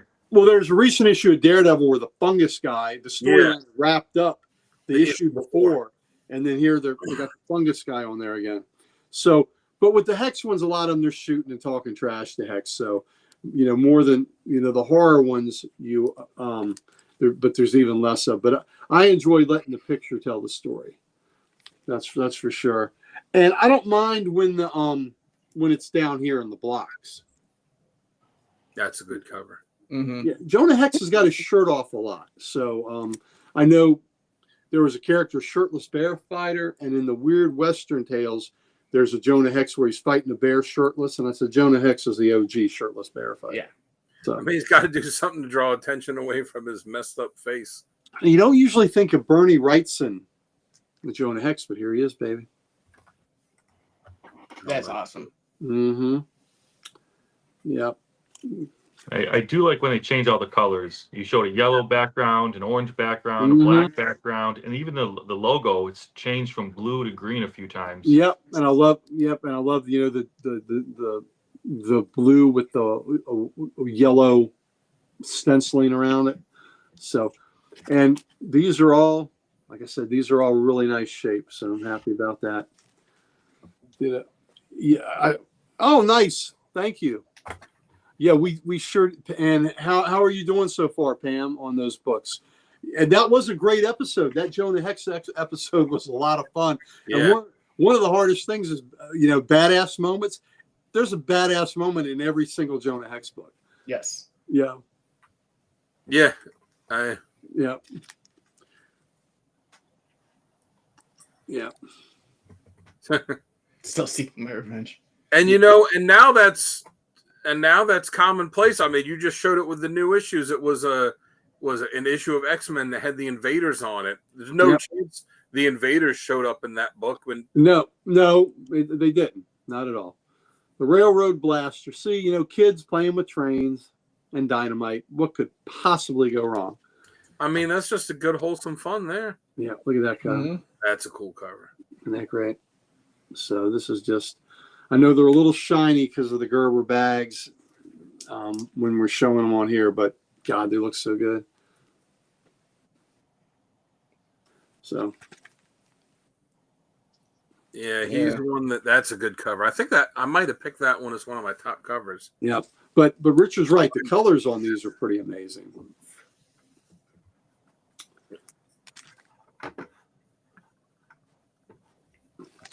And the Jonah Hex, you get some shit talking on here. Shoot the fuse at this is Luis Dominguez. Shoot the fuse out, Hex, please. I'll think about it. Yeah. So he's just taking his time. Dominguez, could do Western covers, horror covers. Really good. Again, look at that. The image tells you all you need to know. Yeah. Well, Hex was such a unique character, or is such a unique character too. Like there were a ton of different Western characters that DC had, but he was the one that really stood out, even more so, even more than the Marvel ones too. Oh yeah, I think so too. But during the 50s though, Atlas was the one that had Two Gun and Rawhide and Two Gun, Rawhide. What was the other? Kid Colt. Yeah. But you're right, Jonah Hex. I think because they made him such a interesting. Look at that. You don't need the words on that. Yeah. It's not just he's got the scarred face, which none of the other ones really had like that. But yeah, he's very unique in his motivations and his origins. Yeah, and I think he's still he wears that the Confederate coat and the Confederate hat as I think part of it is kind of penance. He didn't the cause. He fell out of favor with with why they were fighting and all that. And again, Dominguez did a lot of these great. Well, it's kind of like with Redcoat in the Redcoat series. Yeah, it's like, all right, what's his reason that he's continuing to wear this coat so long Right. after the war? Yeah, Richard, there is a red coat trade out if you want to go that route. That's been a good book. That's a good cover. Yeah, I wrote down some books that I'm going to be interested in. I'll probably put them on my pull list, but Sisterhood, Berserker, Radiant Black, Hyde Street. I'll probably be adding one or two of these to a pull list, as I have enough history now that I can binge read, and got enough recommendations. Well, all of us read like all of the Ghost Machine books, but we each have the one that's our favorite. I know Jamie's favorite is Rook Exodus, Yeah, I'm still waiting for it. which is getting ready to start. To start again. They had that one trade is out there. Yeah. Yeah, and it has a new story one starting too. Gary's is Hyde Street. My favorite one of all of them is Redcoat. Yep. And Sisterhood is a tie into Hyde Street. So, but Hyde Street, I just love it. It's Jeff Johns' That's good. homage to the Twilight Zone, and that's my favorite show of all time. So, And Ivan Reyes' art in it is just stunning. yeah, it is. Some of the best of his career. So look, I'm a Western fan, so I love these, and when I love the fact that these books are just freaking pristine too. Look at these. That's a cool Mhm. cover. Yeah, that is a great cover. Look at that. But again, a lot of these we don't need words, right? Gunfight at Murfreesburg. That's all we need, right? We don't need word balloons. No. So just love it, and I really. Yeah, I just love this era of books. And again, Dominguez so good. And you know what? If you're gonna have word balloons, let's have a Christmas word balloon. You go spread some holiday cheer amongst the kiddies, or there'll be another dead Santa around here. Oh yeah, I remember that cover. I almost Okay. put that as one of my top covers when we did the episode. Now, Dan, who is Santa? Oh, it was crap. I can't remember his name. You should remember his name. It wasn't Woodson, was it? Yes, it was Woodson. Was it Woodson? I was thinking it was Yeah. the Yeah. guy that was the father of his war buddy. Yeah, that's Woodson. All right. Yeah. That's a different one I'm thinking of. then. Yeah. But yeah, there's a good Santa. There's a good Santa cover. There's 35. How cool is that? That one's cool. Yeah. He's in a predicament. He can't even enjoy the cleavage. No. No, he can't even enjoy the cleavage. We can enjoy it for him. Well, he's got a face. He's got a face for radio even before radio existed. He had a face for telegraph. There you go. Face for telegraph. I like that. I Smoke love it. signals.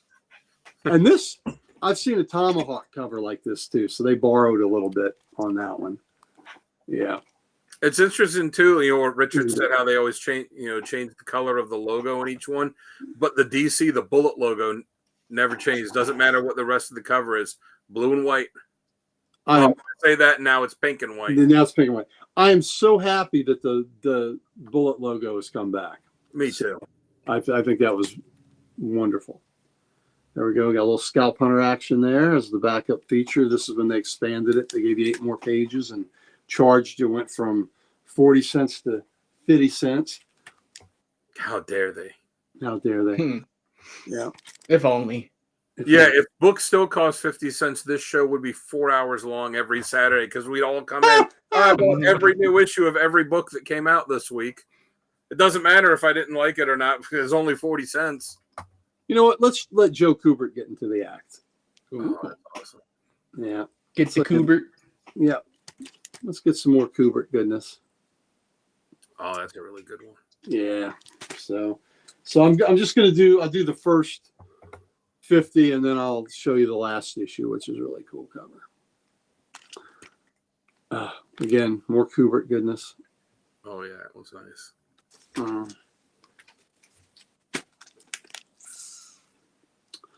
And DC had a frontier character. Oh my God, this is the Zinga. Look how great that That's good. That's amazing. is. Mhm. Isn't that great? And El Diablo is in here. Yeah. So he was in the old Weird Western Tales. So that was 40. That was 48. There's 49. Good cover. Batlash is in it. God, I love this cover too. See, no Yeah, I like words. that one. No words. Too bad we never got to see Clint Eastwood play Hex. Yeah. I mean, you talk about someone that would have been perfect for the character. Yeah, and just to show you the last issue, how cool it is. Yeah.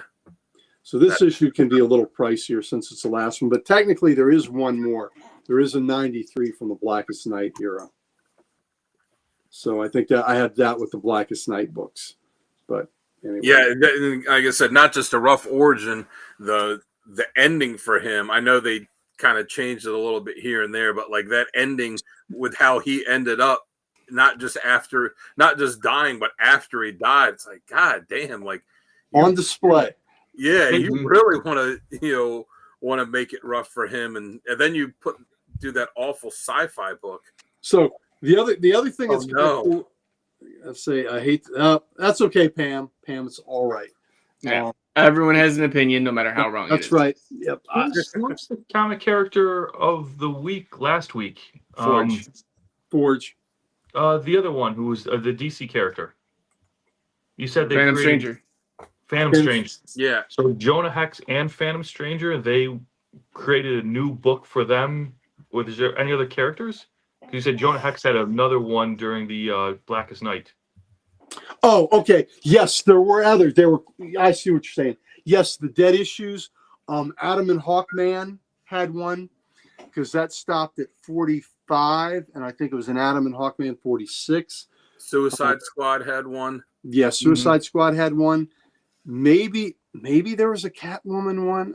I'm trying to remember. But I think there was. There was a handful of Dead issues, and it was kind of clever, but that they did that. And the thing that was cool about Blackest Night is, usually we see a big company crossover and they put all these issues out and it's a big cash grab. Every single Blackest Night miniseries or tie-in was phenomenal. Yes. Oh yeah. Phenomenal. Stuff with the Rogues, man, that was really good. That is the way you do an event. Oh yeah, there was and no one's hit the blueprint since. There was a Superboy issue where Connor Kent was defending Ma Kent. Yeah. And they were coming, the Black Lanterns were coming for her, and he's defending her, and Crypto was involved, and it was just so good. So good. But yet every tie-in was phenomenal. But I think you're right, Jamie. I think that one was it. So anyway, that's the first 50 issues, and if anybody's doubting, I have the others. They're here, baby. No one's doubting you. If anybody doubts that you have them, they've obviously never watched any of our shows before. Not once. I know. When the first time the fellas came over after the first show where I started throwing all these big books out there just to be, pain in the ass about it, and they came over and I said, I may not have all this stuff. When I've told you I have complete runs, maybe I just have these keys. So, maybe I don't have these, but they said, no, we think you got them. Yeah. Well, I was telling Richard, next Saturday, me and Sal are coming over to hang out for the day and record some stuff and just have some fun. I told Richard, I was like, we're going to record a bunch of stuff and then just give it to Jamie and let him figure out what to do with it. Yes. Yeah. And you and Sal have to get with me on what books you need pulled out, what we want to see. So I could tell you exactly what you need out. What is that? After the show, I'll tell you. I don't want to spoil it. Well, I was going to do a Phantom Stranger showcase, but I think I'm pretty sure I've already done that. You have done the Phantom Stranger showcase. I'm waiting on that Blue Beetle showcase. Oh, Blue Beetle. Jeez, I gotta find those. Okay, yeah. Well, you know what? That's right. Because Blue Devil you don't need because you've seen them all. Yes, I have all the. You have all the entire run. I just don't have his first appearance. Now that was in Firestorm. Firestorm. All this. Well, he's talking about the DC Blue Beetle. Yeah. Well, I mean, Ted Cord was, became the DC Blue Beetle. Yeah, the DC run, the Ted Cord. Oh, it's gonna be Flare in the Night. Well, we'll see. And Richard, what is your favorite title? Is it the Avengers? What? Yeah, the Avengers. Yeah, Avengers is my favorite title because I like group comics where there's lots of characters in it. Stopped reading the X-Men in like the late 90s. But and I like for the Avengers more so than the Justice League. The Justice League's hard to do without Batman, Superman, and Wonder Woman. You can make an Avengers team without Iron Man, Captain America, Thor, Hulk. It's possible, and they've done it, and they've been interesting. But Yeah. you can make any group of characters, and it can work. Well, I love the team books too. You know, Justice League 111 was my first comic, and Justice League was my first series I ever completed, and my first Marvel series I ever completed was Avengers. So, you know, those. So I gravitate toward the team books, and the Avengers would definitely be my favorite Marvel book, without a doubt. And JLA Avengers is my favorite superhero comic ever. Those 4 issues. I mean, those. You know, wow, that's Perez. Yeah, Perez and Busick, and my heart was broken in the 80s where Shooter killed the project between Marvel and DC when they were, you know, Perez was going to do it the first time around with Jerry Conway writing it. I was crushed when that didn't go through. But if ultimately that meant we got what we got in 2000, and I guess 5, is that 20 years ago now? Then it was worth it, because the JLA Avengers hit all the fanboy notes for me. It was just, and to get Perez to sign my, you know, when I met him and he signed my big omnibus of it, you know, the big slipcase edition, and Perez signed the individual, because there were 2 books in there. There was the book, the JLA Avengers 1 through 4, and then there was also the addendum book they had that had some of the pages of the original series that got canceled, and then it came in this big, hard, nice slipcase. And he said, "Do you have the slipcase cover?" I said, "Yeah." He goes, "Do you mind if I sign it? I'd like to sign that too." I said, "Mr. Perez, you can sign whatever you want, please."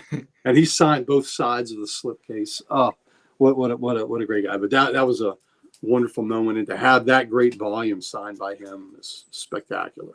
And you're right too. Like, it would have been cool to have that Justice League Avengers book then, and you look at the art, you're like, all right, the art's cool, and it's, you know, it's the classic Justice League and Avengers teams. It's the classic costumes that you associate with them. But you read the story, you can't hold a candle to the one that we actually got. And if they had done that one, we'd never, you know, there's no chance that we would have gotten the one we did get, which was just, you know, I mean, one of the best things ever. The thing that really annoyed me that got killed from it was they were going to do a sequel to the X-Men Teen Titans crossover. And we didn't get that because that got killed in the whole deal too. Yeah, it sure did. So, but you know, but we did make out though, because that volume is just sheer, you know, spectacular goodness. So. All right. Well, Uncle Gary, thank you for the showcase. Richard, thank you once again for joining us. This has been Uncle Gary's Showcase. Thank you again, everyone, for joining us this late on a Saturday night so we could talk about our books, you know, show off what we had, and Uncle Gary could show off some of his collection. So, ladies and gentlemen, don't forget to hit that like, subscribe button, follow us on all the socials, and we will see you next one. See you next.